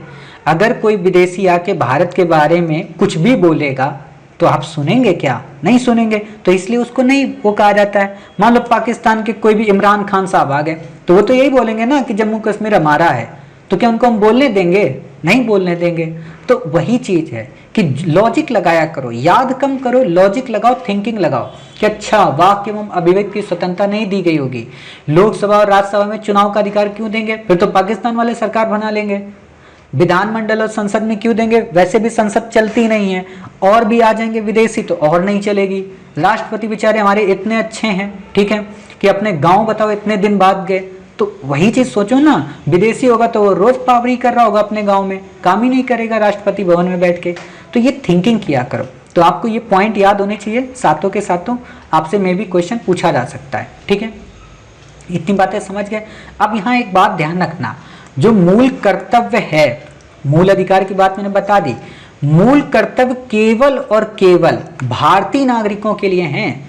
ये बात अलग है कि जो विदेशी होगा अगर वो भारत में आया है तो राष्ट्रध्वज का अपमान नहीं कर सकता, लेकिन फिर भी जो सम्मान करना चाहिए वो किसके लिए, जैसे आपने देखा होगा डोनाल्ड ट्रंप जब मोढेरा स्टेडियम को आप देख रहे होंगे, मोदी जी जब लेकर आए थे थैंक यू के लिए, नमस्ते ट्रंप इनिशिएटिव चला था ना, तो उसमें आपने देखा होगा कि मेलेनिया ट्रंप और डोनाल्ड ट्रंप जब हमारे देश का राष्ट्रगान हो रहा था तो वो इधर उधर देख रहे थे कि अरे बाप रे इतनी सारी भीड़ आ गई है, और अब तो उसका नाम नरेंद्र मोदी स्टेडियम ही हो गया है, मोढेरा में खामखा कह रहा हूँ, ठीक है। तो वही बात है कि उनको नहीं कहा जा सकता कि अरे ट्रंप साहब बिल्कुल सीधे खड़े रहो, ऐसा नहीं हो सकता। लेकिन मोदी जी हमारे क्या थे, डोनाल्ड ट्रंप वाले भी राष्ट्रगान में बिल्कुल सीधे खड़े रहे थे, ठीक है। तो ये होता है देशभक्ति अपनी, क्लियर। तो हम ये नहीं कह सकते। और एक और बात, जो नागरिक हैं उनको कुछ कर्तव्य भी करने, जैसे टैक्स का भुगतान, राष्ट्रीय ध्वज, राष्ट्रगान का सम्मान, देश की रक्षा। मान लो देश पे कोई दिक्कत आ गई तो हम क्या कहते हैं, एमुअल मैक्रोन को फोन थोड़ा ना करेंगे कि भाई साहब फ्रांस के राष्ट्रपति साहब आप आइए ना, क्या कर रहे हो, थोड़ी देर युद्ध विद्ध करते हैं, ऐसा नहीं करेंगे ना। भारत में जो नागरिक हैं वो जन्म से और प्राकृतिक रूप से राष्ट्रपति बनने की योग्यता रहते हैं। मोस्ट इंपॉर्टेंट बात है कि नागरिक जन्म से और प्राकृतिक रूप से राष्ट्रपति बनने की योग्यता रखते हैं, जबकि अमेरिका में केवल जन्म से नागरिक या राष्ट्रपति बन सकता है। प्राकृतिक रूप से क्या मतलब है, प्राकृतिक रूप से मतलब ये है कि किसी के माता पिता भारतीय रहे हों उस बच्चे के, और वो कहीं इस समय अलग पढ़ रहा हो, लेकिन वो भारत में आ जाएगा तो वो राष्ट्रपति का चुनाव लड़ सकता है, क्योंकि उसमें भारत का डीएनए है, ठीक है। तो इतनी बातें हम समझ गए। चलिए, मतलब जन्म कहीं उसका और हुआ हो लेकिन माता पिता उसके भारतीय रहे हों और नागरिकता ले ले तो उसको हम कहते हैं, ठीक। बाकी आपको यहाँ पे कुछ भी नहीं याद रखना है, ये याद रखना है कि नागरिकता से संबंधित जो प्रोविजन है आर्टिकल 5 से 11 में है, ये आर्टिकल आप ही को याद रखना है, मुझे आपको याद करके नहीं बताना है। हाँ, एक बात बस ये याद रखना कि नागरिकता संशोधन जो अभी तक हुए हैं वो 8 बार हो चुके हैं। आपसे क्वेश्चन यही पूछेगा कि संसद ने नागरिकता अधिनियम 1955 को अभी तक कितने बार अमेंडमेंट किया है, तो 8 बार अमेंडमेंट कर चुकी है। क्लियर? ये बात कहीं पर आपको नहीं दी होगी, इसीलिए मैंने यहाँ पे आपने देखा होगा 8 बना दिया है, ठीक है, ताकि आपको याद रहे। देखो सिंपल सी बात है, एक बुक में कुछ नहीं होता है। अब बच्चे सोचते हैं एक ही बुक से उनका यूपीएससी निकल जाएगा, ये तो भ्रम है, ठीक है। अब आपसे क्वेश्चन ये भी पूछा जा सकता है कि नागरिकता का अर्जन यानी कि नागरिकता कैसे प्राप्त की जा सकती है, तो आपसे ये नहीं पूछेगा कि डिटेल में बताओ कि माता पिता में से एक बच्चा भारत का नागरिक हो, उसके पिताजी हेलीकॉप्टर से वहां चले गए, फिर वहां से ऐसे नहीं पूछेगा। सिर्फ यहाँ पे इतनी ही लाइन इंपॉर्टेंट है प्रीलिम के लिए कि नागरिकता का अर्जन कैसे होता है, तो भाई साहब 5 प्रकार से: जन्म से, वंशानुगत से, पंजीकरण से, प्राकृतिक से और क्षेत्र समावेश से। आपसे यहाँ पे क्वेश्चन थिंकिंग वाला पूछेगा, ऐसे पूछ देगा कि भारत ने किसी भी क्षेत्र को अधिग्रहित कर लिया है तो नंबर 1 उसमें निवास करने वाले सभी लोग भारत के नागरिक स्वतः हो जाएंगे। नंबर 2 संसद द्वारा अमेंडमेंट करके उनको नागरिकता प्राप्त होगी। नंबर 3 उन्हें पंजीकरण कराने की आवश्यकता पड़ेगी। नंबर 4 इनमें से कोई नहीं। ऐसा भी क्वेश्चन आएगा तो आपको अगर नहीं साहब हमने अगर कब्जा कर लिया है तो हमारा हुआ ना, वो सब भारतीय। जैसे हम बोलते हैं ना कि वसुधैव कुटुंबकम, मतलब जब बात आती है अपनी जनसंख्या दिखाने की ना तो हम दिखा देते हैं वसुधैव कुटुंबकम, और जब बात आती है देश की तो हम कहते हैं नहीं भाई साहब 2 बच्चों की नीति लानी चाहिए। बताइए मतलब क्या जमाना आ गया है, ठीक है। तो इतनी बातें समझ गए। आपसे सिंपल सा क्वेश्चन आएगा, यही बस याद रखना है। 5 ये बस फैक्ट याद कर लो, बाकी काट दो ऐसे।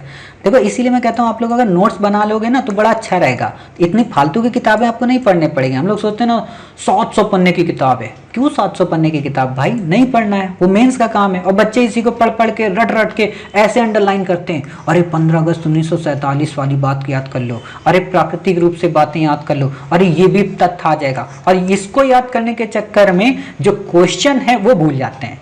इसको रट लेंगे क्षेत्र समावेश को, इसको रट लेंगे असम के साथ, नहीं पढ़ना है। और दिक्कत तो वही है ना, जैसा पढ़ाने वाला वैसे पढ़ने वाला, है ना।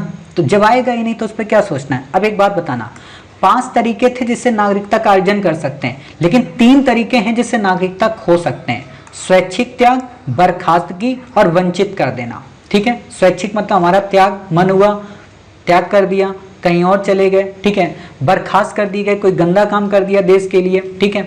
वंचित कर दिए गए, मान लो हमने फर्जी तरीके से ले लिया। आए दिन आप सोचते होगे, देखते होगे कि भारत में कुछ लोग फर्जी टाइप से रह रहे हैं, और इसीलिए आप देख रहे होगे अमित शाह साहब मतलब भारत के चाणक्य, मतलब चाणक्य 2.0, ठीक है, 2.0 नाम आना चाहिए कायदे से, ठीक है। तो वो एनआरसी सीए की बात कर रहे हैं, तो वही बात है। तो इसलिए क्वेश्चन ऐसे आएगा। और कुछ बच्चे क्या होते हैं ना, सीए एनआरसी को पढ़ रहे होंगे कि इस पे क्वेश्चन आएगा। जिंदगी में नहीं आएगा भाई, कभी नहीं आएगा, डायरेक्ट भी नहीं आएगा कि सीए एनआरसी के बारे में बताइए क्या है और भारत के संदर्भ में इनकी क्या प्रासंगिकता है। ऐसे क्वेश्चन यूपीएससी नहीं पूछती है ना। तो ये ऐसे नहीं आएगा। क्वेश्चन आएगा ऐसे कि एक भारत श्रेष्ठ भारत की पहल तो अपनी एक और तो सकारात्मक पहल है, लेकिन वहीं सरकार के द्वारा सीए एनआरसी कहीं ना कहीं एक भारत और श्रेष्ठ भारत की संकल्पना को बाधित करने का प्रयत्न करते हैं। उपयुक्त कथन के संदर्भ में विवेचना करें और तर्क संगत अपने प्रमाणों को प्रस्तुत करें। लगाओ बेटा दिमाग, एक भारत श्रेष्ठ भारत भी पता हो और इसका भी पता हो, अब बैलेंस लिखना है। इसको कहते हैं यूपीएससी, समझ गए। तो आप लोग जैसे कुछ बच्चे होते हैं ना, कोई भी क्वेश्चन भेज देंगे, सर इस क्वेश्चन का आंसर बता सकते हो आप। मैं नहीं बताता हूँ, क्यों? क्योंकि मुझे पता है नहीं आएगा क्वेश्चन यूपीएससी में, ठीक है। तो इतनी बातें समझ गए। बाकी एकल नागरिकता क्या होती, मैंने आपको पहले ही पढ़ा दिया था जब फीचर पढ़ा रहा था। एक बात बता दो, एकल नागरिकता किसका फीचर है, संघीय व्यवस्था का कि एकात्मक का? बिल्कुल सही आपने जवाब दिया, एकात्मक का है, ठीक है। ऐसे ही देखो बार बार रिवाइज कराता रहूंगा, तो आप परेशान नहीं होइए, सब कुछ रिवाइज होगा, ठीक है। क्या है, दोहरी राज पद्धति की बात की गई है, लेकिन यहाँ पे नागरिकता एक ही है। एक यहाँ पे एक जो प्रोविजन मैं बताना चाहता हूँ वो यहाँ पे कहीं पे भी नहीं दिया है, हो सकता है मे भी कहीं पे दिया होगा, बट यहाँ कहीं नहीं दिया है। वो क्या है नागरिकता से संबंधित, वो ये है कि जब भी नागरिकता के अर्जन की बात आती है, सॉरी नागरिकता संशोधन अधिनियम की जब बात आती है ना, तो उसे किससे किया जाता है, साधारण बहुमत से। ठीक है, ये बात याद रखना, साधारण बहुमत से। इससे पहले भी मैंने आपको बताया था राज्यों के नाम व सीमाओं में परिवर्तन, वो किससे था, साधारण बहुमत से। ठीक है, तो ये भी किससे है, साधारण बहुमत से। क्लियर, चलिए इतनी बातें आप समझ गए। अब बात आती है ये हमारा इंपॉर्टेंट आर्टिकल। ठीक है, इंपॉर्टेंट आर्टिकल क्या है, अच्छा मैंने शायद वहाँ पे आपको एक बात बताई थी बांग्लादेश के संदर्भ में, वो क्या बताई थी कि जो 100वां संविधान संशोधन अधिनियम है, ठीक है, उसमें मैंने आपको बताया था 368 के द्वारा। ठीक है, तो वो बात आपको याद रखनी कि 368 के तहत उसको अमेंडमेंट किया गया था। समझ गए। चलिए फिर बात आती है मूल अधिकार, मोस्ट इंपॉर्टेंट टॉपिक है और ये हमारा लास्ट टॉपिक है आज का, मतलब आज की क्लास का लास्ट टॉपिक है। इस पे आपसे क्वेश्चन पूछा जा सकता है, कई तरीके के आपसे क्वेश्चन पूछे जाते हैं, तो वो आपको पता होना चाहिए। ठीक है, तो इनको काफी डिटेल में पढ़ने का प्रयत्न करते हैं। देखिए आपसे सिंपल से सिंपल जो क्वेश्चन पूछता है फंडामेंटल राइट में, बच्चे क्या करते हैं ना, इसको डेप्थ में बहुत पढ़ते हैं। डेप्थ में आपसे क्वेश्चन नहीं आता है कभी भी, डेप्थ में आपसे क्वेश्चन मेंस में आएगा, और मेंस में भी जो क्वेश्चन आता है वो करंट से होता है। तो इसलिए आप लोग ज़्यादा इसमें इतना डेप्थ मत लगाएं कि हाँ बहुत ज़्यादा डेप्थ का क्वेश्चन है तो बहुत ज़्यादा डेप्थ में हमें पढ़ना होता है। बिल्कुल सिंपल तरीके से। ठीक है, आपसे ये पूछेगा कि जो मूल अधिकार है क्या वो संविधान में मूल रूप से थे, तो थे। मूल अधिकार जो हैं ये कहाँ से लिए गए, अमेरिका संविधान से लिए गए। किस तरीके से लिए गए, क्योंकि अमेरिका जो संविधान है वहाँ पे बिल ऑफ राइट्स की संकल्पना थी, तो बिल्कुल वैसा ही हमने वहाँ से लिया। दूसरी बात क्या है कि हमने राज्य के नीति निर्देशक तत्व आयरलैंड से लिए, मूल कर्तव्य हमने यूएसएसआर यानी कि रसिया से लिए। ठीक है, खास बात यह है कि इसे भारत का मैग्ना कार्टा कहते हैं। मैग्ना कार्टा वास्तव में उस समय ब्रिटेन में जॉर्ज प्रथम के समय अधिकार पत्र आया था, जब 1688 की जब रेवोल्यूशन हो गई थी, कहें कि 1688 की इंग्लैंड की जब गौरवपूर्ण क्रांति हुई थी और संसद को जब अधिकार प्रोवाइड किए गए थे, संवैधानिक राजतंत्र की जब शुरुआत हुई थी, तो वहां पे मैग्ना कार्टा शब्द आया था। ठीक है, अधिकारों का एक दस्तावेज, तो इसलिए इसे मैग्ना कार्टा कहते हैं। और इसमें बहुत सारे बड़े बड़े अधिकार थे जिसके बारे में सोचा भी नहीं गया था। समझ गए, आपसे नहीं पूछेगा। इंपॉर्टेंट ये है कि ये जो भारत के संविधान में निहित हैं, ठीक है, ये राजनीतिक लोकतंत्र के आदर्शों की बात करते हैं, ये ध्यान रखना। आपसे सिंपल सा क्वेश्चन पूछा जाएगा कि मूल अधिकारों का निम्न में से मुख्य उद्देश्य है राजनीतिक लोकतंत्र की स्थापना करना, आर्थिक लोकतंत्र की स्थापना करना, सामाजिक लोकतंत्र की स्थापना करना, या सामाजिक व राजनीतिक लोकतंत्र की स्थापना करना। तो आप कहोगे केवल राजनीतिक लोकतंत्र की स्थापना करना। ठीक है, इतनी बातें समझ गए। दूसरी खास बात इसमें यह है कि जो फंडामेंटल राइट हैं वो केवल और केवल नागरिकों को नहीं प्राप्त हैं, बल्कि नागरिक व विदेशी दोनों को प्राप्त हैं। आपसे ऐसे क्वेश्चन भी दे देगा कि जो मूल अधिकार हैं वो केवल नागरिकों को प्राप्त हैं, और उस समय दिमाग काम नहीं करता है। ठीक है, 15, 16, 19, 29, 30 ये 5 अधिकारों को अगर हम छोड़ दें तो शेष जितने भी अधिकार बचते हैं वो नागरिक व विदेशी दोनों को प्राप्त होते हैं। ठीक है, याद हो गया। आपसे क्वेश्चन ये भी पूछा जा सकता है कि निम्न में से कौन सा मूल अधिकार नहीं है। आपको दे देगा समता का अधिकार, स्वतंत्रता का अधिकार, शोषण के विरुद्ध, धर्म की स्वतंत्रता और संस्कृत संबंधित शिक्षा, और संपत्ति का अधिकार, और संवैधानिक संशोधन का अधिकार। ठीक है, संवैधानिक उपचारों का। तो आप कहेंगे सर संपत्ति का तो नहीं है, संवैधानिक उपचारों का अधिकार जरूर है। क्लियर, तो ये आपको पूरे के पूरे 6 मूल अधिकार याद होने चाहिए। 7वां 44 अमेंडमेंट के जरिए हटा दिया गया था, यानी कि संपत्ति के अधिकार को, तो आपको इसे याद रखने की जरूरत नहीं है। इंपॉर्टेंट जो खास बात जिस पर अब क्वेश्चन पूछा जाएगा वो ये कि जो मूल अधिकार हैं क्या वो असीमित हैं, तो नहीं, वो असीमित नहीं है। असीमित, देखो अभी यहाँ पे यही होता है, चालाकी, इस लाइन को ध्यान देना, ये वर्ड दिया है ये असीमित नहीं है, इसका क्या मतलब हुआ कि ये सीमित हैं।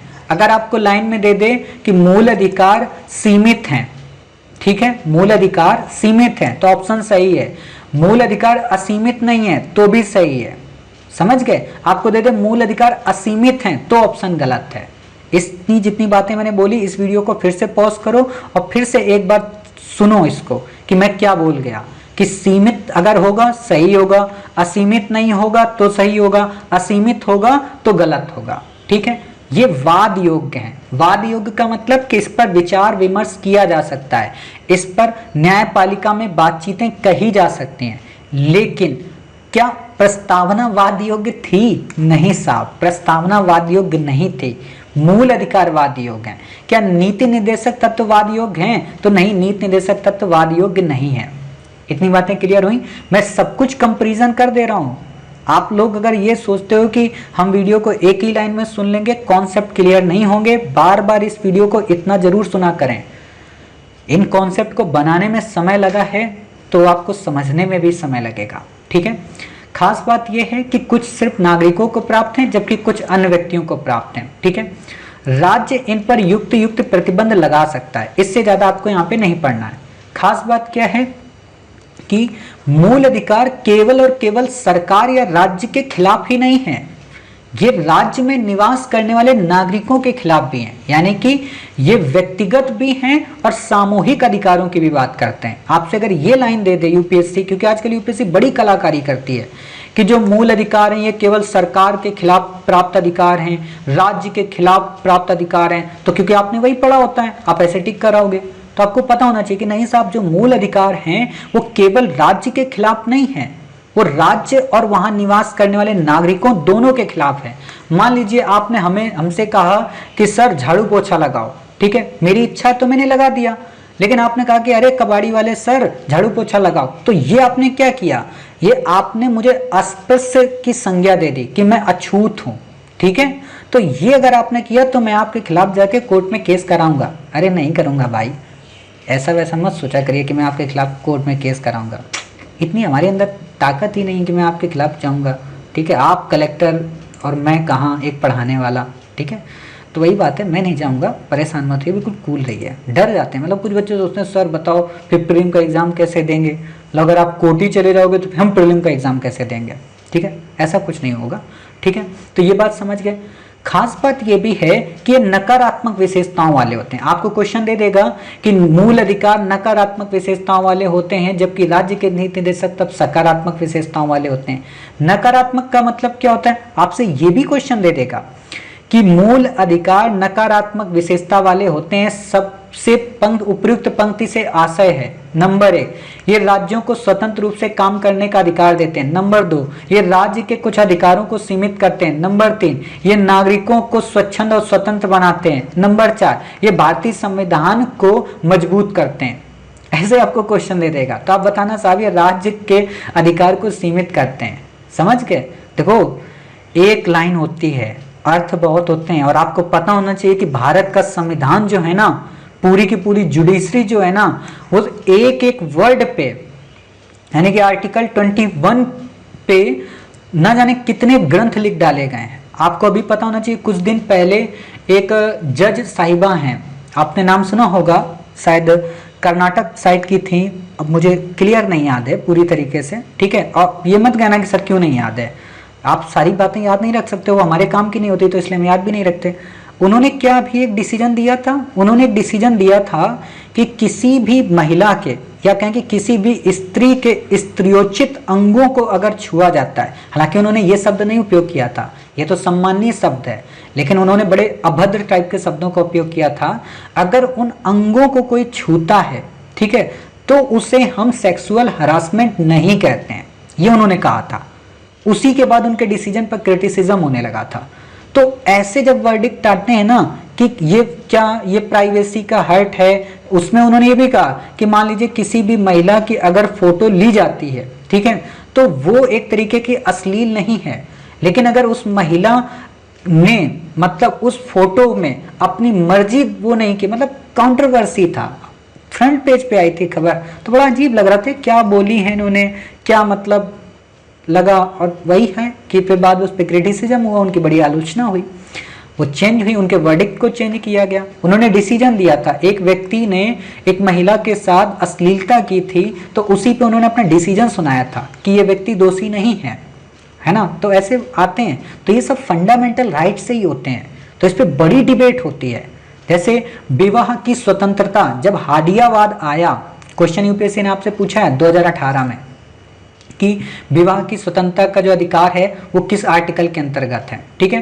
तो वही बात है, तो ये क्वेश्चन पूछा जा सकता है तो आपको ये पता होना चाहिए। ये न्यायोचित है, मतलब अगर किसी व्यक्ति को न्याय चाहिए और इसका वर्डिक्ट का उल्लंघन होता है तो उसे न्याय मिल सकता है, यानी कि अदालत जा सकता है। उच्चतम न्यायालय की गारंटी व सुरक्षा प्रदान की गई, मतलब कोई व्यक्ति सीधे उच्चतम न्यायालय जा सकता है। अब कुछ बच्चे यहाँ पे क्या गलती करते हैं कि मूल अधिकार के खिलाफ जो अपील की जाती है वो एक तरीके से उच्चतम न्यायालय की जो है वो क्या है, प्रारंभिक अधिकारता है, या कहें कि मूल अधिकार उच्चतम न्यायालय की मूल अधिकारिता है। मूल अधिकारता हो गई या प्रारंभिक अधिकारता हो गई, इसका क्या मतलब होता है? इसका मतलब ये होता है कि इसे केवल और केवल सुप्रीम कोर्ट ही सुन सकता है, बट ऐसा नहीं है। सुप्रीम कोर्ट की जो प्रारंभिक अधिकारता है, जो मूल अधिकारता है, वो केवल और केवल या अन्य अधिकार क्षेत्र है, वो 3 चीजों में है। 2 या 2 से अधिक राज्यों के मध्य विवाद, राज्य और केंद्र का विवाद, केंद्र शासित प्रदेश और राज्यों का विवाद, इसमें ये बातें आती हैं। तो ये 3 हैं, बाकी पे नहीं आता है, तो ये ध्यान रखना, ठीक है। ये स्थायी नहीं है, मतलब ऐसा नहीं कि ये फंडामेंटल राइट बने तो इन्हें बना रहने दिया जाएगा। इनमें संसद कटौती कर सकती है, ठीक है, और जब कटौती इसमें करेगी तो संशोधन अधिनियम के तहत करेगी, ना कि साधारण बहुमत या विधेयक के द्वारा। ऐसा नहीं है कि मान लीजिए आर्टिकल 21 के तहत प्राण एवं दैहिक स्वतंत्रता की बात की जा रही है तो इसको संशोधित करने के लिए साधारण विधेयक लाया जाए, संविधान संशोधन किया जाएगा, ठीक है, विधेयक विशेष बहुमत लाया जाएगा, ठीक है। और कई बार तो होता है कि आधे प्लस राज्यों की संख्या की जरूरत पड़ती है, ठीक। राष्ट्रीय आपातकाल के समय की अगर हम बात करें तो 20 और 21 को अगर छोड़ दिया जाए तो बाकी सारे निलंबित हो जाते हैं। अब हम यहाँ पे इसको इस लाइन को तो ज़्यादा डिटेल में एक्सप्लेन नहीं करेंगे, बट हम जब आपको आपातकाल पढ़ाएंगे तो वहाँ पे एक्सप्लेन करेंगे। आप ये मत सोचना कि मैं भूल जाऊँगा, मुझे सब याद रहेगा, ठीक है, बट मैं आपको बता देना चाहता हूँ। बात यहाँ पे एक और है कि सशस्त्र जो बल हैं, अर्धसैनिक जो बल हैं, पुलिस बल हैं, गुप्तचर संस्थाएं हैं, ऐसी ही सेवाओं से जो भी संबंधित सेवाएं हैं, क्रियान्वयन पर संसद प्रतिबंध आरोपित कर सकती है। इस लाइन को नॉर्मल बच्चे नहीं समझ पाते हैं। इसका क्या मतलब? इसका मतलब ये है कि आप जब सेना में भर्ती होते हैं, आपको अगर वहाँ खाना अच्छा नहीं मिल रहा है, आपसे वहाँ पे ज़्यादा काम कराया जा रहा है, आपकी डिग्निटी को वहाँ हर्ट किया जा रहा है, आपको गाली गलौज दी जा रही है, आपको एक जानवर की तरह रखा जाता है। हालांकि जानवर कभी नहीं बनाया जाता है, ये भ्रम है लोगों का कि सेना में लोगों के साथ ऐसा बिहेव होता है। आपने देखा होगा कि अभी बीच में लोगों ने सेना को कितना बदनाम किया कि जो भारतीय सेना है वो मतलब किसी के ऊपर बाथरूम पेशाब कर देती है, किसी को मतलब ऐसा कर देती है। ऐसा कुछ नहीं। आपने देखा होगा आतंकवादियों को भी जब हम गोली से मारते हैं तो बड़ा सम्मान देते हैं। कारगिल के वॉर में न जाने कितने पाकिस्तानी मर गए थे और हमारे यहाँ वो बेचारे मार दिए गए थे हमारी बॉर्डर में आके। तो हमने क्या किया था कि उनको पाकिस्तान के फ्लैग के साथ सम्मानित रूप से उन्हें अंतिम संस्कार कराया था। समझ गए? तो ये भ्रम होता है लोगों का। अभी जैसे आपने देखा होगा कि एक सज्जन महोदय ने 2019 के टाइम पीरियड पे एक वीडियो बनाया था कि हमें दाल ऐसी मिल रही है, मेरा फंडामेंटल राइट। वास्तव में जब आप सेना में भर्ती होते हैं तो फंडामेंटल राइट आपके समाप्त हो जाते हैं, ठीक है। आप ये नहीं कह सकते कि मुझे पानी में मरने के लिए क्यों छोड़ दिया, मेरे पूरे दिन इतना वजन क्यों ढवा रहे हो। तो ये वहाँ पे फंडामेंटल राइट नहीं लागू होते, ठीक है। जहाँ पर फौजी कानून मतलब जहाँ पे सैन्य शासन होता है वहाँ पर भी इस चीज़ की व्यवस्था को नहीं इम्प्लीमेंट किया जाता है। वहाँ आप ये नहीं कह सकते मार्शल लॉ कहीं पे लगा है कि हाँ ये जो है ना कि फंडामेंटल राइट हमारा क्यों वायलेट कर रहे हो, हम स्वतंत्र रूप से क्यों नहीं घूम सकते। संसद इस पर प्रतिबंध लगा सकती है। ध्यान देना, संसद बोल रहा हूँ, राज्य विधानमंडल के पास ये राइट नहीं होता है, ठीक है। इनमें से ज्यादातर अधिकार स्वयं प्रवर्तित हैं, जबकि कुछ को कानून की मदद से प्रभावी बनाया जाता है। संसद द्वारा इनको पूरे देश में लगाया जाता है, ना कि विधानमंडल के द्वारा, ठीक है। आपको इससे ज्यादा नहीं याद रखना है। राज्य की परिभाषा के अंतर्गत देखो सब कुछ आता है, जितने भी ऑर्गेनाइजेशन हैं, संस्थान है, वो सबके सब राज्य की परिभाषा के अंतर्गत शामिल होते हैं। चाहे LAC हो, LIC हो, ONGC हो, सेल हो, ये सबके सब इसमें आते हैं। तो इसमें आपको ज्यादा याद रखने की जरूरत नहीं है।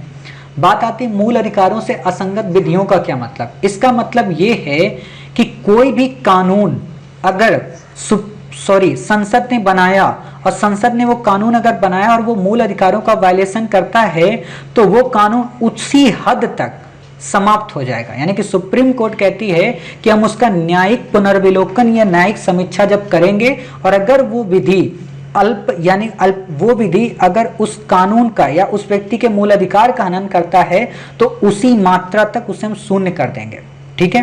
यह अधिकार किसके पास होगा? सुप्रीम कोर्ट के पास, ठीक है, इससे ज़्यादा आपको यहाँ पे कुछ भी याद रखने की आवश्यकता नहीं है। अब यहाँ पे ये इंडेक्स जो है ना बहुत इंपॉर्टेंट है।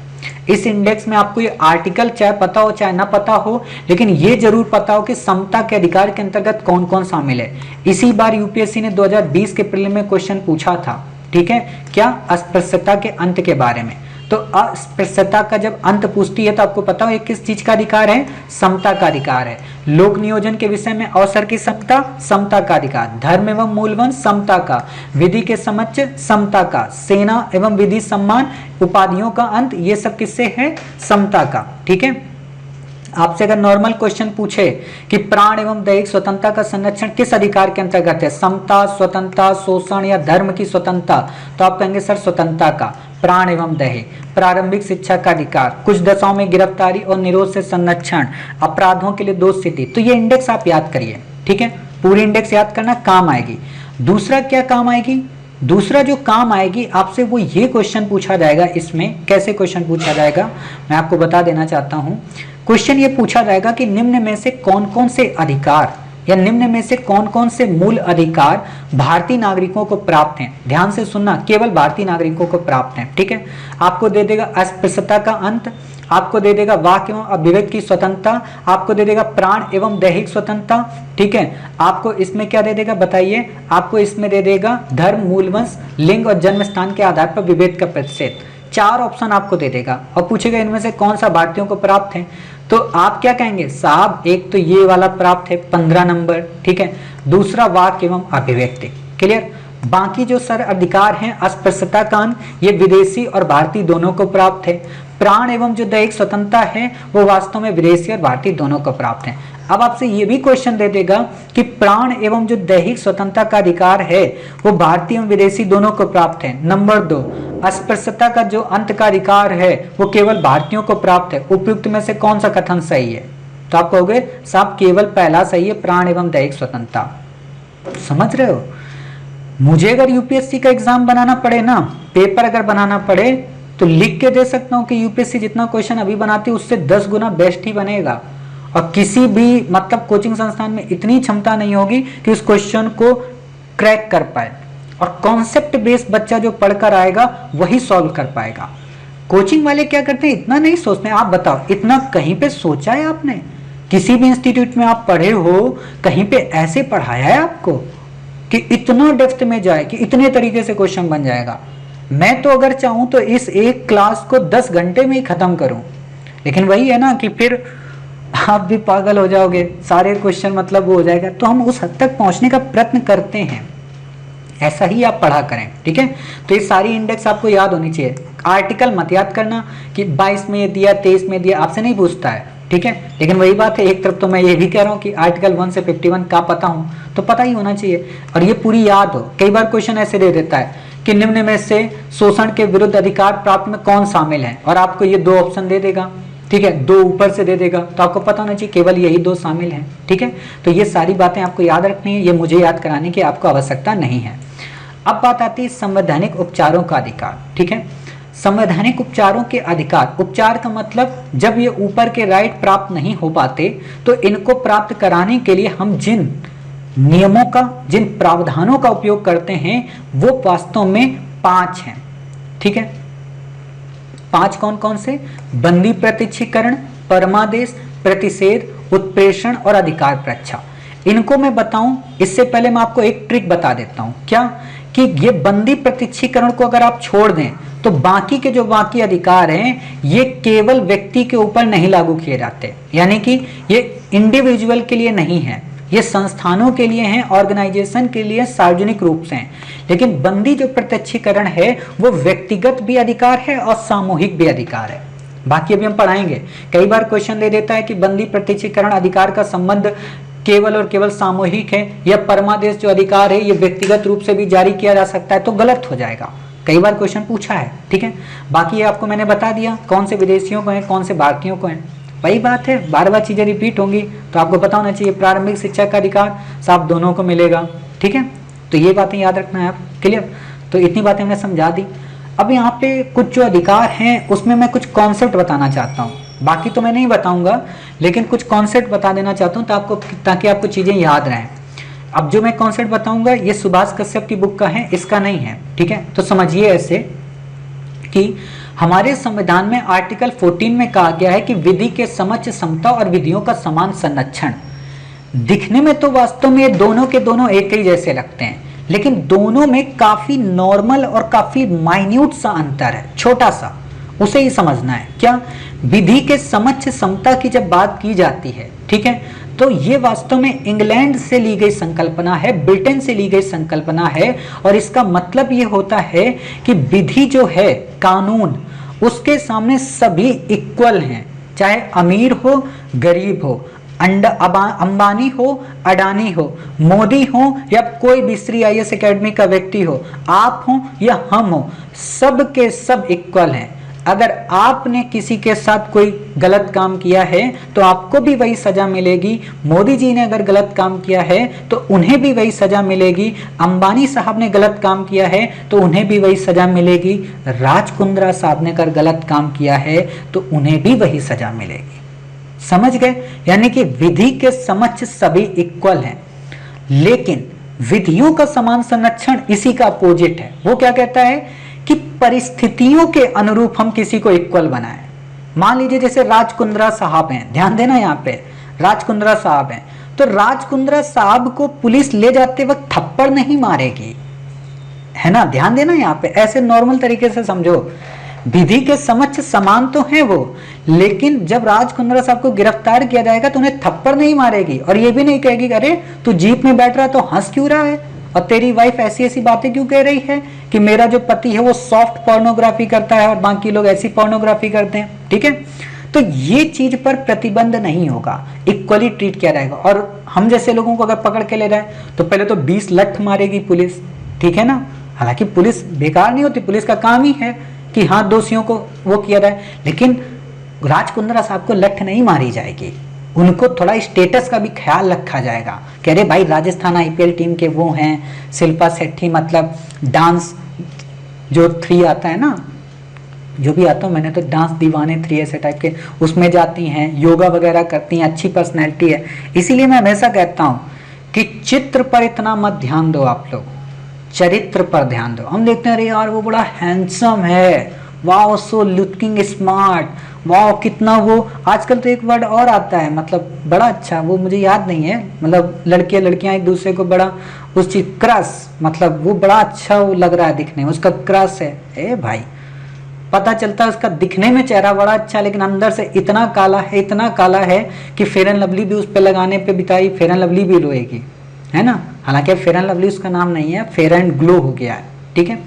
तो यही बात है कि विधियों का समान संरक्षण क्या करता है कि स्टेटस को मेंटेन रखता है। मोदी जी हैं, मोदी जी को आप अगर मान लीजिए गुजरात दंगों के लिए वो करोगे तो वो रोज कोर्ट के बाहर थोड़ा ना खड़े होंगे कि अरे आज हमारी पैरवी है, अरे भाई CM है कहीं के।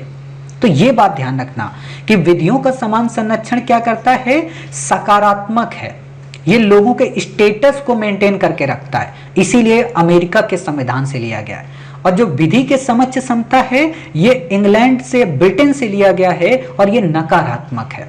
समझ गए? इंपॉर्टेंट बात कि विधि के समक्ष समता का यह भी मतलब होता है विशेषाधिकारों की अनुपस्थिति।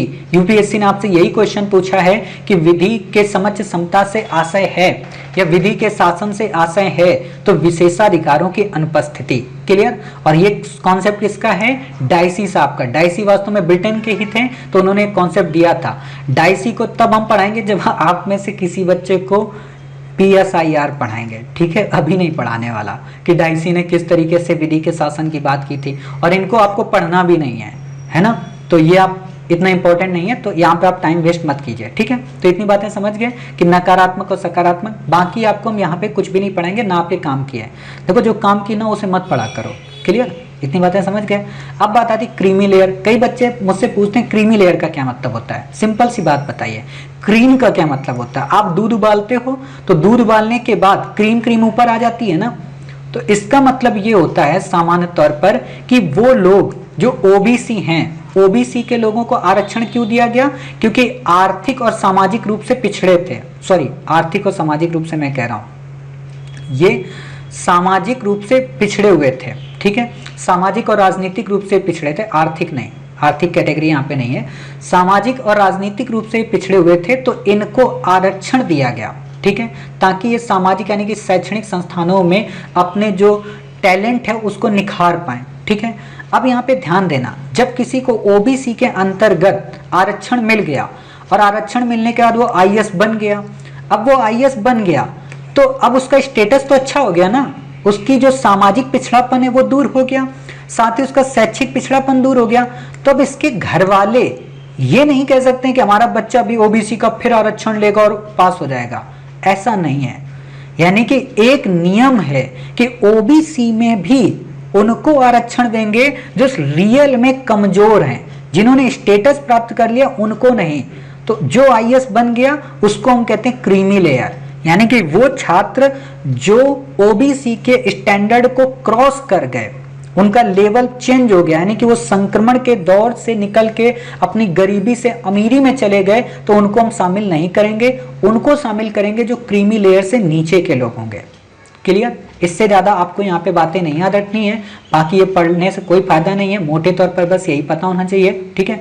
फिर बात आती है आर्थिक रूप से पिछड़ापन। अभी आपने देखा होगा ईडब्ल्यूएस कोटा आया है जनरल वालों के लिए, ठीक है, 10% आरक्षण की बात है, केंद्र और राज्य दोनों के लिए है, इससे ज्यादा आपको यहाँ नहीं याद रखना। अब मोटे तौर पर बता दो, 100वां संविधान संशोधन किससे संबंधित है? बांग्लादेश से। 101 किससे संबंधित है? जल्दी से बताइए। 101 संविधान संशोधन आपका संबंधित है जीएसटी से। 102 किससे संबंधित है? राष्ट्रीय पिछड़ा वर्ग आयोग को कॉन्स्टिट्यूशनल का दर्जा देने से। 103 किससे संबंधित है? ईडब्ल्यूएस से। 97 किससे संबंधित है? सहकारी समिति से। 52 संविधान संशोधन किससे संबंधित है? दल बदल से। 21, 71, 92 किससे संबंधित है? भाषाओं के गठन से। इतना याद हो गया ना। 97 संविधान संशोधन किससे संबंधित है? एनजेएसी की समाप्ति से। और कुछ पढ़ना चाहोगे क्या? बस इतना ही पढ़ो। 73 किससे है? 74 किससे है? 73 पंचायत से। 74वां किससे? नगर पालिका से। 73 में कितने विषय हैं? 29, और पंचायत में कितने हैं? 18। मन तो करता है आपको रिवाइज कराएं, फिर वही है कि रिवाइज कराने के तो और भी क्लासेज आपको करानी है ना, जब ये कवर हो जाएगा तो फिर तो रिवाइज ही कराना है, तब कराएंगे, ठीक है। ये आपको नहीं याद रखना है, ये सब फालतू चीजें हैं। अब आपको यहाँ कुछ नहीं पढ़ना है, सबको अवॉइड कर दो, कोशिश क्या करो ऐसे फाड़ दिया करो पेज को, ठीक। मंडल आयोग क्या है आपसे क्वेश्चन नहीं पूछेगा, बस इतना पता हो कि बीपी मंडल की अध्यक्षता में द्वितीय पिछड़ा वर्ग आयोग का गठन मतलब किया गया था, ठीक है। मोरारजी देसाई की उस समय सरकार थी, ठीक है। आपसे सामान्य सा क्वेश्चन पूछेगा कि द्वितीय पिछड़ा वर्ग आयोग का गठन किस प्रधानमंत्री के टाइम पीरियड पे किया गया था, तो मोरारजी देसाई के टाइम पीरियड पे, ठीक है। बाकी आपको यहाँ पर कुछ भी याद रखने की जरूरत नहीं है। हाँ, एक बात यहाँ पे याद रखना, वो ये कि क्रीमी लेयर की पहचान के लिए रामनंदन समिति का गठन किया गया था। आपसे क्वेश्चन पूछा जा सकता है कि रामनंदन समिति का संबंध निम्न में से किससे है, तो आप बता देंगे। बाकी ये कुछ नहीं याद करो भाई, ईडब्ल्यूएस कोटा क्या है आपसे क्वेश्चन नहीं पूछेगा, पीएचडी नहीं करना है आप लोगों को, ये बहुत ही इंपॉर्टेंट है। अस्पृश्यता, आपसे क्वेश्चन पूछेगा कि भारतीय संविधान में अस्पृश्यता शब्द को भली भांति परिभाषित किया गया है, गलत। फिर आपको दे देगा, ऐसे भी दे देगा कि भारतीय संविधान में अस्पृश्यता शब्द को परिभाषित नहीं किया गया, आप कहोगे ठीक है साहब, लेकिन इसे अस्पृश्यता अधिनियम 1955 में परिभाषित किया गया, तो भाई इसमें भी नहीं किया गया है। मतलब ना तो संविधान में और ना ही अधिनियम में, तो कैसे? सुप्रीम कोर्ट डिसाइड करता है क्या चीज अस्पृश्य है, क्या चीज नहीं है। जैसे आपने देखा होगा आर्टिकल 15 मूवी आपने देखी है, किन बच्चों ने देखी है? जिन्होंने देखा हो ठीक है, अच्छी बात है, नहीं देखा है तो एग्जाम के बाद जरूर देखना, काफी अच्छी मूवी है, ठीक है। और बहुत ही अच्छी मूवी है, मतलब वहां पे बहुत कुछ सीखने को आपको मिलेगा कि जो आज हमारे समाज में है ना, मतलब एक तरीके के जो जाति सूचक शब्दों का उपयोग किया जाता है, बड़ा मतलब खराब टाइप का होता है। और मुझे गुस्सा आती है उन लोगों पे जो ये लोग कहते हैं ना तुम्हारा नाम क्या है, और फिर क्या पूछेंगे? पूरा नाम क्या है। जिस दिन वो कहे ना आपका पूरा नाम क्या है, समझ जाना वो जातिवादी है, ठीक है। तो इस चीज से दूर रहना हमेशा। और फिर देखना उसका बिहेवियर, अच्छा तुम पिछड़ा वर्ग आयोग के हो, पक्का तुमने यूपीएससी पे कब्जा कर रखा है, अच्छा तुम इस जाति के हो, तुम्हारी वजह से हम लोगों का एग्जाम नहीं हो पाता है, अच्छा तुम इस वजह, अरे भाई इस चीज से ऊपर निकलो ना। मेरा एक ही कॉन्सेप्ट है, अपना नॉलेज इतना बेहतर कर लो कि आरक्षण की जरूरत ही ना पड़े, कट ऑफ देखने की जरूरत ही ना पड़े। और दोष देना जिस दिन आप बंद कर दोगे ना, उस दिन आप श्रेष्ठ बनोगे। जिस दिन सरकार को, प्रशासन को, यूपीएससी को, और ये ऐसा क्वेश्चन कैसे पूछ सकती है, अपने को इतना परफेक्ट बनाओ कि जो आपकी किस्मत है ना वो आपके हाथों से लिखी जाए, ठीक है। पंडित को दिखाने से कोई फायदा नहीं है, समझ गए। अब कुछ सोचेंगे सर आप भी तो जाति सूचक शब्द का उपयोग किए हो पंडित।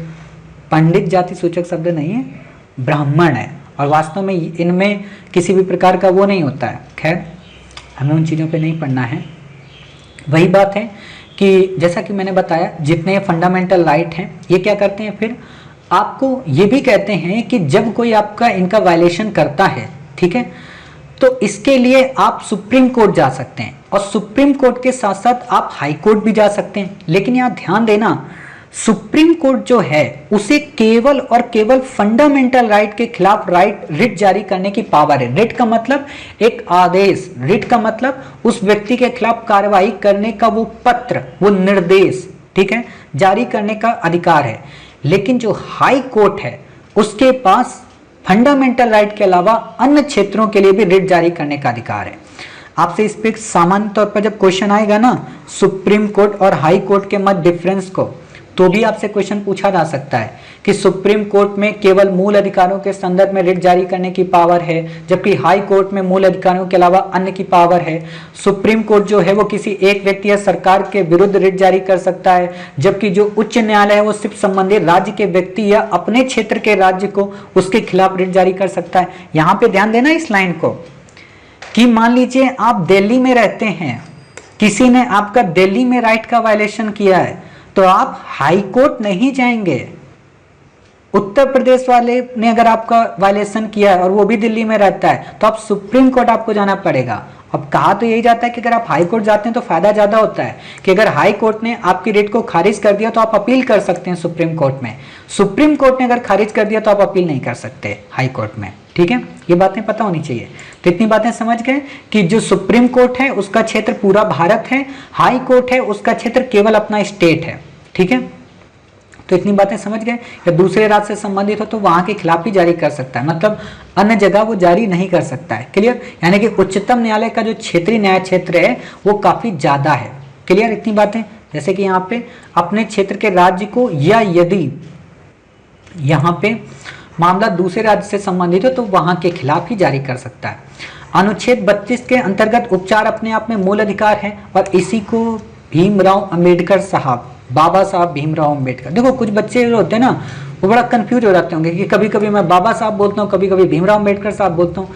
तो सिंपल सी बात है, जितने भी नायक और महानायक हैं उन्होंने कभी नहीं कहा कि आप हमें बाबा आगे लगा के बोलो, और आप हमें कभी महात्मा लगा के हमें बोलो, कभी आप हमें आधुनिक भारत का प्रथम निर्माता कह के बोलो, कभी आप हमें एक भारत श्रेष्ठ भारत का नायक कहकर बोलो। जितने भी महान होते हैं ना उन्होंने कभी नहीं कहा। राजनीति के जो प्रपंचकारी होते हैं वो इस चीज को करते हैं।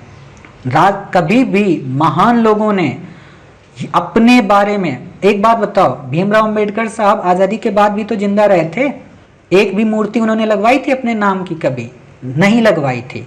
उन्होंने कभी कहा था कि मेरे मरने के बाद आप मेरी पूजा करना? कभी नहीं कहा था। उन्होंने कहा था मेरे विचारों की पूजा करना, मेरे विचारों को अपने जीवन में उतारना, उनको आत्मसात करना, मेरे विचारों पे राजनीति मत करना। कि भीमराव अंबेडकर साहब अनुसूचित जनजातियों के, अनुसूचित जातियों के प्रतिनिधि हैं, तो हमने एक नई पार्टी बना दी और हमने अनुसूचित जातियों का कल्याण ही नहीं किया, हम अपना बस हित देखते रहे, उनके एजुकेशन के हमने उतनी वेलफेयर काम ही नहीं किए, और रात दिन बस उन्हीं के नाम पे वोट मांगते रहे, कभी उनको कुछ कहते रहे। और आज आप देखते होंगे जब भी कोई इशू आता है, दलित महिला के साथ ये हुआ, ये, हालांकि अब ये वर्ड भी खत्म कर दिया सुप्रीम कोर्ट ने, ऐसे जाति सूचक शब्द आप उपयोग नहीं कर सकते, लेकिन मीडिया है करती है। आपने देखा होगा अभी हाथरस केस में ही देखिए, ठीक है, कि कुछ भी जाति का रंग जो होता है ना बड़ा अजीब होता है। अभी मैं 4 दिन पहले देख रहा था वीडियो BBC न्यूज चैनल में, तो उसमें क्या था कि अभी आपको पता है कि उत्तर प्रदेश में चुनाव होने वाले हैं, तो मायावती जी ने मीटिंग बुलाई है, मतलब मायावती जी ने नहीं, वहाँ के जो लोकल जो हैं विधायक हैं, नेता हैं, उन्होंने मीटिंग बुलाई ब्राह्मण संगोष्ठी। लेकिन सुप्रीम कोर्ट का आदेश है कि ब्राह्मण शब्द आप उपयोग नहीं कर सकते, तो उसे विचार संगोष्ठी नाम दे दिया गया। उसमें जो सज्जन आए थे ब्राह्मण वर्ग के, ठीक है, वो क्या कर रहे थे, जितने भी लोग वहां पे अनुसूचित जाति के लोग थे, ठीक है, उनको सीधे बोल रहे हैं, हालांकि मैं उस शब्द का उपयोग नहीं करूंगा, ठीक है, जाति रूप में उन्हें संबोधित कर रहे हैं, और जो वहां पे अन्य लोग खड़े हैं उसी वर्ग के, वो खुश हो रहे हैं, हाँ हाँ हाँ बड़ी अच्छी बात है। और वैसे अगर कोई कह दे नॉर्मल वैसे अगर कोई नॉर्मल कह दे तो सुप्रीम कोर्ट चले जाएंगे, लेकिन वहां चुनाव है। तो इस मानसिकता से ऊपर उठिए, किसी को कुछ कहने से कोई कुछ नहीं बनता है, बल्कि हमारे भाव कैसे हैं वैसा होना चाहिए। हमारे यहाँ का जो ग्राम प्रधान है अभी, मतलब हम लोगों ने उन्हें जिताया है, ठीक है, और हम लोग उनको जैसा मर्जी आती वैसे बात करते हैं, वो हमसे वैसी बात करते हैं। जितने भी हमारे यहाँ मुस्लिम कैंडिडेट हैं अधिकांशतः, वो जब हमारे घर के सामने से गुजरते हैं, कहीं से भी जाते हैं या पिताजी से मिलते हैं तो राम राम करते हैं वो, है ना। तो ऐसा थोड़ा ना कि उनको वंदे मातरम और भारत माता की जय बोलने से दिक्कत है। मैं मतलब एक पर्सन को जानता हूँ, मैं उनकी फैमिली में भी कई साल अपने स्पेंड किए हैं जब मैं रिसर्च वगैरह कर रहा था। तो वहाँ पे उन्होंने मतलब उनका जो लड़का था छोटा, वो राम के गीत गाता था, जबकि फैमिली उनकी पूरी मुस्लिम थी, है ना, कि सुनो सुनो एक हुए थे राजा दशरथ, उनके हुए थे 4 पुत्र, है ना, सीता बड़ी सयानी थी, मतलब ऐसे वो गाना गाता था। तो हम ये नहीं कह सकते, हनुमान के बारे में पढ़ते थे। तो किसी को एक लाइन से नहीं देखना चाहिए, खैर वो बात की बात है। तो हम ये समझ गए कि आर्टिकल 32 के अंतर्गत सुप्रीम कोर्ट को ये राइट है कि वो रिट क्षेत्र को जारी कर सकते हैं। और ये बात ध्यान रखना, हाई कोर्ट रिट को खारिज कर सकती कि हम आपकी रिट नहीं सुन सकते, लेकिन सुप्रीम कोर्ट मना नहीं कर सकती उस रिट को, यानी कि सुप्रीम कोर्ट को इस रिट को सुनना ही पड़ेगा। अर्थात अगर मैं ये कहूं कोई व्यक्ति उच्च न्यायालय जाता है कि बाबूजी इसने हमारे खिलाफ ये किया है, इसने हमारा मूल अधिकार का वायलेशन किया है, तो सुप्रीम कोर्ट का जज बोल देगा भाई टाइम नहीं है, अभी मैं ना पिक्चर देख रहा हूँ, अभी पिक्चर आई है उसको मैं देख रहा हूँ, फुर्सत मिलेंगे तब बात करेंगे। ये बेचारा निराश हो गया, ये गया सुप्रीम कोर्ट। सुप्रीम कोर्ट जाने के बाद इसने कहा कि भाई मेरी बात सुन लो, मेरा फंडामेंटल राइट वायलेशन हुआ। तो ये कहेगा कि बाबूजी रुक जाओ, थोड़ी देर काजू वाजू खा लें फिर बात करते हैं। कहेगा ना सुनो, अभी तो सुनना पड़ेगा, ठीक है, लेकिन ये मना कर सकता है। समझ गए। अब बात आती है जो रिट जारी की जाती कितने प्रकार की होती, 5 प्रकार की। बंदी प्रत्यक्षीकरण, बंदी प्रत्यक्षीकरण का क्या मतलब हुआ, बंदी का मतलब दोषी, प्रत्यक्षकरण यानी कि सामने लाओ, बंदी को हमारे सामने लाओ, ये होता है बंदी प्रत्यक्षीकरण। अर्थात ये सार्वजनिक प्राधिकरण और व्यक्तिगत दोनों के खिलाफ जारी की जा सकती है। अब आपको ये नहीं याद रखना है कि 24 घंटे के अंदर उसको पेश करना जरूरी होता है, ये फालतू की चीजें मत याद रखो, आपसे क्वेश्चन नहीं पूछा जाएगा। आपको बस इतना क्वेश्चन याद रखना है कि निम्न में से कौन सी रिट व्यक्तिगत और सार्वजनिक दोनों के लिए जारी की जा सकती है, तो केवल बंदी प्रत्यक्षीकरण, ठीक है, इससे ज्यादा आपको नहीं याद रखना है। परमादेश, इस परमादेश का संधि विच्छेद करो। परम आदेश, परम आदेश कौन दे सकता है, परम का मतलब ऊपर सबसे बड़ा, आदेश, आदेश किसको दिया जाता है, अपने से नीचे वाले को। ध्यान देना, आपके पिताजी आपको आदेश देंगे, ना कि आप अपने पिताजी को आदेश देंगे। अर्थात ऊपर का जो कोई भी बॉडी होगी वो नीचे की बॉडी को आदेश देगी, तो वही चीज है। मतलब हम आदेश देते हैं किस लिए, कि सार्वजनिक अधिकारी जो काम अपना नहीं कर रहे, भाई क्यों नहीं कर रहे हो आप अपना काम। जैसे छोटी सी बात है, हम आपको रोज डांटते रहते हैं क्योंकि क्लास नहीं की, एमसीक्यू आपने क्यों अटेम्प्ट नहीं किए, तो क्या है, हमारा परमादेश है। लेकिन ध्यान देना कि ये निजी व्यक्तियों और इकाइयों के विरुद्ध नहीं जारी किया जाता है। आपने कभी सुना है कि मैंने वीडियो में कभी ये कहा हो कि फलानी जी आपने क्यों नहीं किया, फलानी जी आपने ये क्यों नहीं किया। वो ग्रुप में मैं जब कहूंगा तो मैं कहूंगा भाई आप लोग क्यों नहीं पढ़ रहे हो, यानी कि सबके सब लोग, समझ रहे, ऐसे याद कर लो, अब जिंदगी में नहीं भूलोगे परमादेश। प्रतिषेध, प्रतिषेध का मतलब क्या होता है, मना करना, कि भाई आप यहाँ नहीं आ सकते हो, यानी कि रुकावट, इस क्षेत्र में आना अलाउ नहीं है, दिस इज प्रोहिबिटेड एरिया, ठीक है। तो यहां समझिए कि रोकना, हम मना कर रहे हैं किस चीज के लिए, कि किसी उच्च न्यायालय द्वारा अधीनस्थ न्यायालयों या अधिकरणों को अपने न्याय क्षेत्र में उच्च न्यायिक कार्यों को करने से रोकने के लिए। मोटे तौर पर इसका मतलब यह है कि जिसके अधिकार में जो चीज नहीं आता है, जिसकी जुरिडिक्शन में वो काम ही नहीं आता है, बट उस काम को वो करता है, उसको ये रोकने का काम करता है। जैसे एक बार मेरा मतलब एक काम पड़ा था, थोड़ा मतलब काम था वैसा, तो उस पर्सन ने क्या था, लोकल एसडीएम था जिले का, ठीक है, लोकल का एसडीएम ही था। तो उस एसडीएम ने पैसे के कारण दूसरी पार्टी से उसने रिश्वत लिया और उसने हमारी गाड़ी को बंद करवा दिया, ठीक है, और गाड़ी को बंद करवा दिया और उस पर लगभग कुछ नहीं तो 7 से 8 लाख रुपए का उसमें टैक्स इंपोज कर दिया।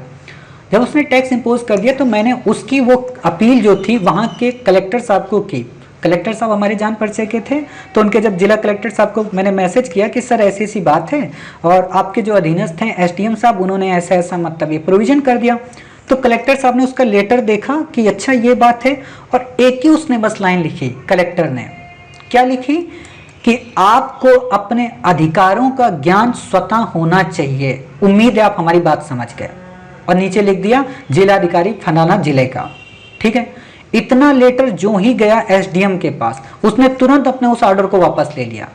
क्या मतलब था कि आपका ज्यूरिडिक्शन नहीं है कि आप उस गाड़ी को बंद करें, वो काम क्या है, कस्टम डिपार्टमेंट का है, वो सेल टैक्स का काम है, एसडीएम का काम नहीं है। समझ रहे हो? तो ये चीज होता है, इसको बोलते हैं प्रतिषेध, और ये सिर्फ न्यायिक और अर्ध न्यायिक प्राधिकरणों के विरुद्ध ही जारी की जा सकती है। ठीक है, निजी व्यक्तियों के खिलाफ। अब कुछ बच्चे होते हैं, सर निजी होगा क्या, निजी होगा क्या? अरे भाई मोटे तौर पे बता दिया, बंदी प्रत्यक्षीकरण में होगा, बाकी किसी में नहीं होगा। ठीक है, चलिए अगला आर्टिकल, उत्प्रेषण। उत्प्रेषण, उत्प्रेरणा, उत्प्रेरणा मतलब मोटिवेशन, यानी कि उत्प्रेरणा, नीचे पड़ा हुआ था इसको ऊपर उठाया, उठाना। उत्प्रेरणा का मतलब ऊपर उठाना, उत्प्रेषण का मतलब ऊपर लाना। ऊपर किसको लाना? जो नीचे पड़ा है। यानी कि कोई केस जो पेंडिंग नीचे पड़ा है लंबित, उसको ऊपर लाना। सपोज कीजिए कोई ग्राम न्यायालय है, सपोज कीजिए कोई जिला न्यायालय, सपोज कीजिए जो सत्र न्यायालय, तो सत्र न्यायालय में जो केस पड़ा है उसे उच्च न्यायालय में लाया जाए। यानी कि अधीनस्थ न्यायालयों को जारी करना ऊपर के न्यायालय द्वारा कि जो आपके पास लंबित केस पड़े उन्हें आप हमें भेजिए। क्या ये निजी व्यक्तियों के खिलाफ होगा? बिना देखे बता दो कि साहब नहीं होगा। ठीक है, अधिकार परीक्षा। अधिकार परीक्षा का मतलब क्या? कि अधिकार पूछना किस चीज का? भाई आप होते कौन हो हमारे ग्रुप में ये शेयर करने वाले? आपको किसने राइट दिया कि आप किसी भी लड़की को ऐसे बदतमीजी से बात कर सकते हो? इसका मतलब यानी कि आपको किसने एडमिन बनाया, किसने आपको ग्रुप का ओनर बनाया, ये पूछना। अर्थात आपने देखा होगा कई बार कई लोग आईएएस फर्जी बन जाते हैं और अपनी एक ऑफिस बना लेते हैं। कई संस्थानों को आपने देखा होगा, वो लोग क्या करते हैं, अपने संस्थान में आगे नेम प्लेट ऐसे लगाए होते हैं जैसे सच में वो कलेक्टर हों, और यहाँ पे अशोक स्तंभ रखा होगा, बगल में यहाँ मैप रखा होगा, और यहाँ पे बुद्ध की मूर्ति रखी होगी। बुद्ध की मूर्ति रखी होगी लेकिन बुद्ध का एक भी विचार उनके जीवन में नहीं होगा। समझ रहे हो? किस लिए? भौकाल क्रिएट करना, ताकि बच्चों को लगे अरे बाप रे। और कुर्सी ऐसी होगी जैसे कलेक्टर की भी कुर्सी नहीं होगी। मैंने तो कई ऐसे बच्चों को भी देखा है, वो क्या है कि कलेक्टर की कुर्सी खरीद कर लाते हैं, मतलब जो बड़ी वाली कुर्सी होती ना, और उसमें बैठते हैं, उसमें तैयारी करते हैं, पढ़ाई ही नहीं होती है। एक बच्चा तो था, उसने क्या किया था, शीशा लाया था, खूब बड़ा मिरर, और रोज जब 15 मिनट पढ़ लेता था तो शीशे के सामने दोनों हाथ करके बैठ जाता था। मैंने पूछा ऐसा क्यों करते हो भाई साहब आप? बोला जानते हो ये बड़ा बड़ा शीशा वो वाला जो लेडीजों के पास होता है, शादी के बाद आपको मिलता है ना, कि पत्नी अपना श्रृंगार वगैरह कर ले तो उसके लिए आता है, तो वो वाला शीशा था। मैंने पूछा क्यों? बोला कि मैं रोज इंटरव्यू की प्रैक्टिस करता हूँ ताकि जब इंटरव्यू दूंगा तब मैं उस चीज़ को सीखूंगा। और आप जानकर हैरान रहेंगे, आज तक उसका कभी प्रीलिम नहीं निकला था, लेकिन इंटरव्यू की तैयारी कर रहा था, कोर्ट भी ले आया था। अब मैं उस स्टेट का नाम नहीं लूंगा, नहीं तो कुछ बच्चे फिर कहेंगे सर आप उसकी बुराई करते रहते हो। मतलब जितने भी स्टेट हैं वहाँ तैयारी करने वाले बच्चों की एक खराब आदत है कि वो मेहनत नहीं करते, लिख देंगे I am coming in लवासना AR1, मतलब रैंक लानी है 1, सेकंड आ जाएगी तो IAS नहीं बनेंगे। 1 लाने के लिए ना सब कुछ भूलना पड़ता है, सब कुछ। आपने कौन सा पैंट पहना है, पैंट पहन के बैठे भी हो या नहीं बैठे हो, खाना आपने खाया है कि नहीं खाया है, आप किससे बात कर रहे हो ये तक भूलना पड़ता है, खो जाना पड़ता है। जिसको कहते हैं ना इश्क हकीकी, या जिसको बोलते हैं फना सूफीज्म में, कि बिल्कुल फना हो जाओ, भूल जाओ। जैसे राधा और कृष्ण दोनों एक ही हैं, अलग अलग नहीं है, वैसा होता है AR। इतनी मेहनत करो जितनी मैं मेहनत करता हूँ, इससे आप एक स्टेप ऊपर कर लोगे तो AIR1 आ जाएगी अपने आप। दुनिया के कोई ब्रह्मांड में ताकत नहीं रोक पाए। ठीक है ना, उसको बोलते हैं AIR। लिखने से IAS बनते होते ना, तो मोटिवेशनल चैनल जो चलाता है वो IAS जाने कब का बन जाता। ठीक है, तो इस चीज से थोड़ा ऊपर उठो। मेहनत एक ऐसी चीज है जो दुनिया के हर एक मोटिवेशन पे भारी होती है, तो मेहनत इतनी करो कि किस्मत घुटने टेक दे। यही मेरा डायलॉग रहता है हमेशा। ठीक है, तो अधिकार परीक्षा का मतलब क्या हुआ कि सार्वजनिक कार्यालय में दायर अपने दावे की जांच की जाती है, कि मतलब जो जिस कार्यालय में वो बैठा है उसको अथॉरिटी है कि नहीं है। आए दिन आप देखते होंगे कि कई सारे कलेक्टर जब जाते हैं कहीं पे विजिट करने तो पता चलता है यहाँ पे आप कैसे, तो बताता नहीं सर वो हमारे जो वो रिश्तेदार है ना, चाचा जी है, उनका ऑफिस है, मैं यहाँ पे बस वसूली करता हूँ। तो वहां पे कलेक्टर की रिस्पॉन्सिबिलिटी होती है कि उसको जस्ट वहां से भगाए, उसको सस्पेंड करे और देखे, ठीक है। उपयुक्त अन्य 4 रिटों में से हटकर इसे भी किसी भी इच्छुक व्यक्ति द्वारा जारी किया जा सकता है, ना कि पीड़ित। मतलब अधिकार परीक्षा जो रिट है ना, उसे जारी करने के लिए पीड़ित की जरूरत नहीं होती। इसमें कोई भी व्यक्ति जाए इस अधिकार परीक्षा के बारे में पूछ सकता है कि भाई ये आदमी यहाँ पे कैसे बैठा है। जैसे मेरे साथ यही होता था, जब भी मैं जाता था किसी भी बड़े विजिट ऑफिसर से मिलने, तो मैं वहां जाके बस यही पूछता था, आप कौन, आप इस ऑफिस के हेड हो क्या? तो बताता था नहीं नहीं सर मैं उनका साहब का पीए हूँ, ये हूँ, फलाना हूँ। अच्छा आप ये हो, अच्छी बात है, चलिए। जैसे कुछ लोग होते हैं ना, जैसे मैं आपको छोटी सी एक घटना बताता हूँ। वो ये कि एक बार क्या हुआ कि मेरे यहाँ का लोकल ही पुलिस स्टेशन, ठीक है, पैसे लेकर उसको किसी ने कुछ कहा होगा, तो मेरे यहाँ उसने मतलब परेशान करने के लिए रेड डाली। और जब उसने रेड डाली तो वो सिविल ड्रेस में आए हुए थे सबके सब। तो जो पुलिस इंस्पेक्टर था, तो मैंने उससे पूछा आप कौन? बोला कि मुझे नहीं जानते। मैंने कहा आप कोई तोप हो? मैंने कोई गलत काम किया है जो आप ऐसे मुझसे बदतमीजी से बात कर रहे हो? आपको किसने राइट दिया है? तो वो बेचारा मतलब जब मेरे को ले गया अपने थाने, वहां पे फिर मेरे को बैठाया, अपना आया वर्दी में, तो मुझसे बोलता आप मुझे पहचाने? मैंने कहा तो वर्दी में आना चाहिए था ना आपको, आप ऐसे कैसे आ सकते हो सिविल ड्रेस में? और जब मैंने आपसे पूछा तो आपको बताना चाहिए कि आप कौन हैं कौन नहीं है। मेरी थोड़ा ना कोई दिक्कत है, कोई भी सिविलियन आके मुझसे कहेगा कि मैं पुलिस वाला हूँ, मैं ये हूँ, मैं वो हूँ, और फिर मैंने कोई अपराध थोड़ा ना किया है। तो वही चीज़ें होती हैं कि इसमें हम ये पूछ सकते हैं कि एसओ साहब कहाँ हैं, एसएचओ साहब कहाँ हैं, आप कौन होते हैं, ठीक है। तो इस चीज़ को समझना। लेकिन उसमें क्या है, बाकी रिटों में जो 4 रिटें हैं, बंदी प्रतिच्छीकरण हो गई, प्रतिषेध हो गई, उत्प्रेषण हो गई, परमादेश हो गई, इसको केवल और केवल पीड़ित व्यक्ति कर सकता है, इसको इच्छुक व्यक्ति नहीं कर सकता है। इस पे भी आपसे क्वेश्चन पूछा जा सकता है कि ये जो सभी रेट हैं ये पीड़ित और इच्छुक दोनों व्यक्तियों के लिए, तो नहीं, ठीक है। बाकी आपको नहीं याद रखना है। बाकी आता है मार्शल लॉ और राष्ट्रीय आपातकाल। राष्ट्रीय आपातकाल मैं तो आपको आगे पढ़ाऊंगा, लेकिन मार्शल लॉ अभी मैं बता दे रहा हूं, और जब राष्ट्रीय आपातकाल पढ़ाऊंगा तो वहां पे फिर से इसको रिकॉल कर दूंगा, ठीक है। मार्शल लॉ का मतलब होता है सैन्य कानून। सैन्य कानून का मतलब उस क्षेत्र में सेना का कानून। जैसे जिस क्षेत्र में सबसे ज्यादा उपद्रव होता है, जैसे कई बार आपने जम्मू कश्मीर में देखा होगा, आपने नॉर्थ ईस्ट के रीजन में सबसे ज्यादा बार लगा है, ठीक है, मार्शल लॉ। आपने देखा होगा कि जैसे नागालैंड का क्षेत्र है, वहां पे काफी ज्यादा वायलेंस की घटनाएं आती हैं, ठीक है, काफी ज्यादा वहां पे इंसर्जेंसी होती है, ठीक है। तो उसको रोकने के लिए ये क्या करता है, ये सिर्फ मूल अधिकारों को प्रभावित करता है, केंद्र राज्य संबंध से इसका कोई संबंध नहीं है। ये सरकार के साधारण एवं कानूनी न्यायालयों को निलंबित करता है। ऐसा नहीं है कि इसमें कोई भी व्यक्ति का अगर सेना ने मतलब मार्शल लॉ वायलेट किया है तो वो चला जाएगा सुप्रीम कोर्ट, ऐसा नहीं हो सकता। ये कानून एवं व्यवस्था के भंग होने पर उसे दोबारा निर्धारित करता है। ये देश के कुछ विशेष क्षेत्रों में लागू होता है, ना कि संपूर्ण देश में। इसके लिए संविधान में कोई विशेष व्यवस्था नहीं है, बल्कि अव्यक्त है। आपसे सिंपल सा क्वेश्चन पूछेगा ऐसे, राष्ट्रीय आपातकाल और मार्शल लॉ के संदर्भ में बताइए। मार्शल लॉ सिर्फ मूल अधिकारों को प्रभावित करता है, जबकि राष्ट्रीय आपातकाल मूल अधिकारों के साथ साथ केंद्र राज्य संबंधों को भी प्रभावित करता है। बिल्कुल सही। मार्शल लॉ सरकार के साधारण कानूनी न्यायालयों को निलंबित करता है, जबकि यह सरकार व सामान्य कानूनी न्याय को जारी रखता है। बिल्कुल सही। मार्शल लॉ कानून एवं व्यवस्था के भंग होने पर उसे दोबारा निर्धारित करने की कोशिश करता है, जबकि राष्ट्रीय आपातकाल केवल 3 आधारों पर ही लागू किया जा सकता है। मार्शल लॉ देश के कुछ विशेष क्षेत्रों में लागू होता है, जबकि राष्ट्रीय आपातकाल पूरे देश में देश के कुछ हिस्सों में लागू होता है। मार्शल लॉ के लिए संविधान में कोई विशेष व्यवस्था नहीं है, जबकि राष्ट्रीय आपातकाल के लिए एक सुस्पष्ट एक विशेष व्यवस्था है। ऐसे क्वेश्चन पूछेगा तो आप बता देना, इनमें से किन्हीं 2 बातों को देखेगा, आपके इंडेक्स याद होनी चाहिए। ये काम मेरा नहीं है, आपका काम है, ठीक है। इंपॉर्टेंट बात, मोस्ट इंपॉर्टेंट, कि फंडामेंटल राइट की क्या इंपॉर्टेंट है। आपसे क्वेश्चन इस पे ही आएगा अब की बार। आपको क्वेश्चन पूछेगा कि मूल अधिकारों का मुख्य उद्देश्य है लोकतांत्रिक व्यवस्था को स्थापित करना। मूल अधिकारों का उद्देश्य है व्यक्ति की भौतिक व नैतिक सुरक्षा के लिए आवश्यक स्थिति उत्पन्न करना। मूल अधिकारों का उद्देश्य है व्यक्तिगत स्वतंत्रता की रक्षा करना। मूल अधिकारों का उद्देश्य है देश में विधि के शासन की स्थापना करना। मूल अधिकारों का उद्देश्य है अल्पसंख्यकों व समाज के कमजोर वर्गों के हितों की रक्षा करना। भारत की धर्मनिरपेक्ष छवि को बल देना। सरकार के शासन की पूर्णता पर नियंत्रण करना। सामाजिक समानता व सामाजिक न्याय की आधारशिला को बनाए रखना।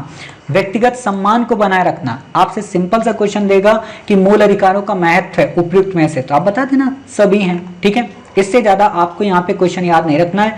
बाकी मैंने आपको इंडेक्स बता दी थी, आपको ये इंडेक्स याद रखनी है, ये ऊपर के दो नहीं याद रखने हैं। इन सबको आपको याद रखना है। कैसे याद करेंगे, आपकी रिस्पॉन्सिबिलिटी है, मेरी रिस्पॉन्सिबिलिटी नहीं है। उम्मीद है आपको आज की क्लास पसंद आई होगी। आपको आज के तीनों टॉपिक कवर हुए होंगे, यहाँ तक कि आपने जो पहले के टॉपिक पढ़े थे उनका भी एक तरीके से क्विक फास्ट मोड में आपका रिवीजन हो गया होगा, क्योंकि काफ़ी सारी जो संविधान की विशेषताएं हैं वो हमने यहाँ पे आपको फंडामेंटल में कवर करा दी थी, फंडामेंटल राइट से संबंधित। और सबसे इंपॉर्टेंट बात जो आपने सीखी है वो ये कि फंडामेंटल राइट का मतलब क्या है और फंडामेंटल राइट से क्वेश्चन कैसे पूछे जाते हैं। ठीक है, अब कोई भी क्वेश्चन आएगा तो आप फंडामेंटल राइट में काफ़ी सहज अपने आप को अनुकूल समझेंगे। एक बात और, आप में से कई सारे बच्चों का मैसेज आया था कि सर आप सिलेबस के अकॉर्डिंग पढ़ाइए, तो आप में से अधिकांश बच्चों को पता होना चाहिए कि ये सिलेबस के अकॉर्डिंग ही क्लासेस हैं, लेकिन हम कोर टॉपिक आपको पढ़ा रहे हैं जो कि यूपीएससी के प्रीलिम्स में आते हैं। ठीक है, कोर का मतलब ये बिल्कुल मत लगाइए कि चुनिंदा, कोर का मतलब ये कि कई बार जब हम पॉलिटी पढ़ते हैं तो हमको ये भी तो पता हो कि ये प्रीलिम का टॉपिक है, ये मेंस का टॉपिक है। और सबसे बड़ी चीज़ देखो, मेरा एक ही मानना है कि आपको पीएचडी नहीं करनी है, आपको ये 5 जून का एग्जाम क्लियर करना है। तो 5 जून के एग्जाम के लिए हम आपको जो कंटेंट पढ़ाते हैं ये बहुत पर्याप्त है। बाकी जो भी एक्स्ट्रा होगा वो करंट अफेयर्स में हो जाएगा, और जो एक्स्ट्रा होगा वो आप जो बैक ईयर लगाते हो, साथ ही आप जब घटना चक्र लगाते हो तो आप उससे समझ सकते हो कि हाँ यूपीएससी का लेवल क्या है और आप कितने सहज हैं क्वेश्चन को करने में। ठीक है, तो उससे ऊपर नीचे मत जाइए, नहीं तो फिर पढ़ने को तो 18 महीने आप पढ़ते रहोगे और कुछ नहीं होने वाला। और सबसे बड़ी चीज़ जो मैंने आपको बताया है कि इस 3.0 सीरीज में जो आपको सबसे ज़्यादा वर्क करना है वो है खुद पे कि थिंकिंग करें। आपने क्लास आज कर ली, आपके 6 टॉपिक आपने 7 टॉपिक आपने पढ़ लिए, तो ये 7 टॉपिक जो आपने पढ़ लिए, सॉरी 6 टॉपिक, तो अब आप इस पर थिंकिंग करो और जो कल आपने पढ़ा था उसका एक बार फिर से रिवाइज कर लो। बस अपने आप ये क्लासेस समझ में आने लगेंगी। मतलब 13 से जो 14 पार्ट हैं इसमें आपकी इंडियन पॉलिटी एक काफ़ी स्ट्रॉन्ग वे में कंप्लीट हो जाएगी। ठीक है, तो उम्मीद है आपको क्लास समझ में आ गई। अब मिलते हैं अपने नेक्स्ट पार्ट में, वहां हम देखेंगे डीपीएसपी यानी कि राज्य के नीति निर्देशक तत्व, फंडामेंटल ड्यूटी से संबंधित और मे भी संविधान संशोधन या आपातकालीन प्रावधान से संबंधित एक टॉपिक। ठीक है, वो भी काफ़ी इंपॉर्टेंट टॉपिक अपनी महत्ता रखते हैं, तो आपको वो टॉपिक भी पढ़ने की आवश्यकता है। तो मिलते हैं अपने नेक्स्ट पार्ट में यानी कि पार्ट 3 में। तब तक अपना ख्याल रखिए, स्वस्थ रहिए। जय हिंद, जय भारत, वंदे मातरम, भारत माता की जय।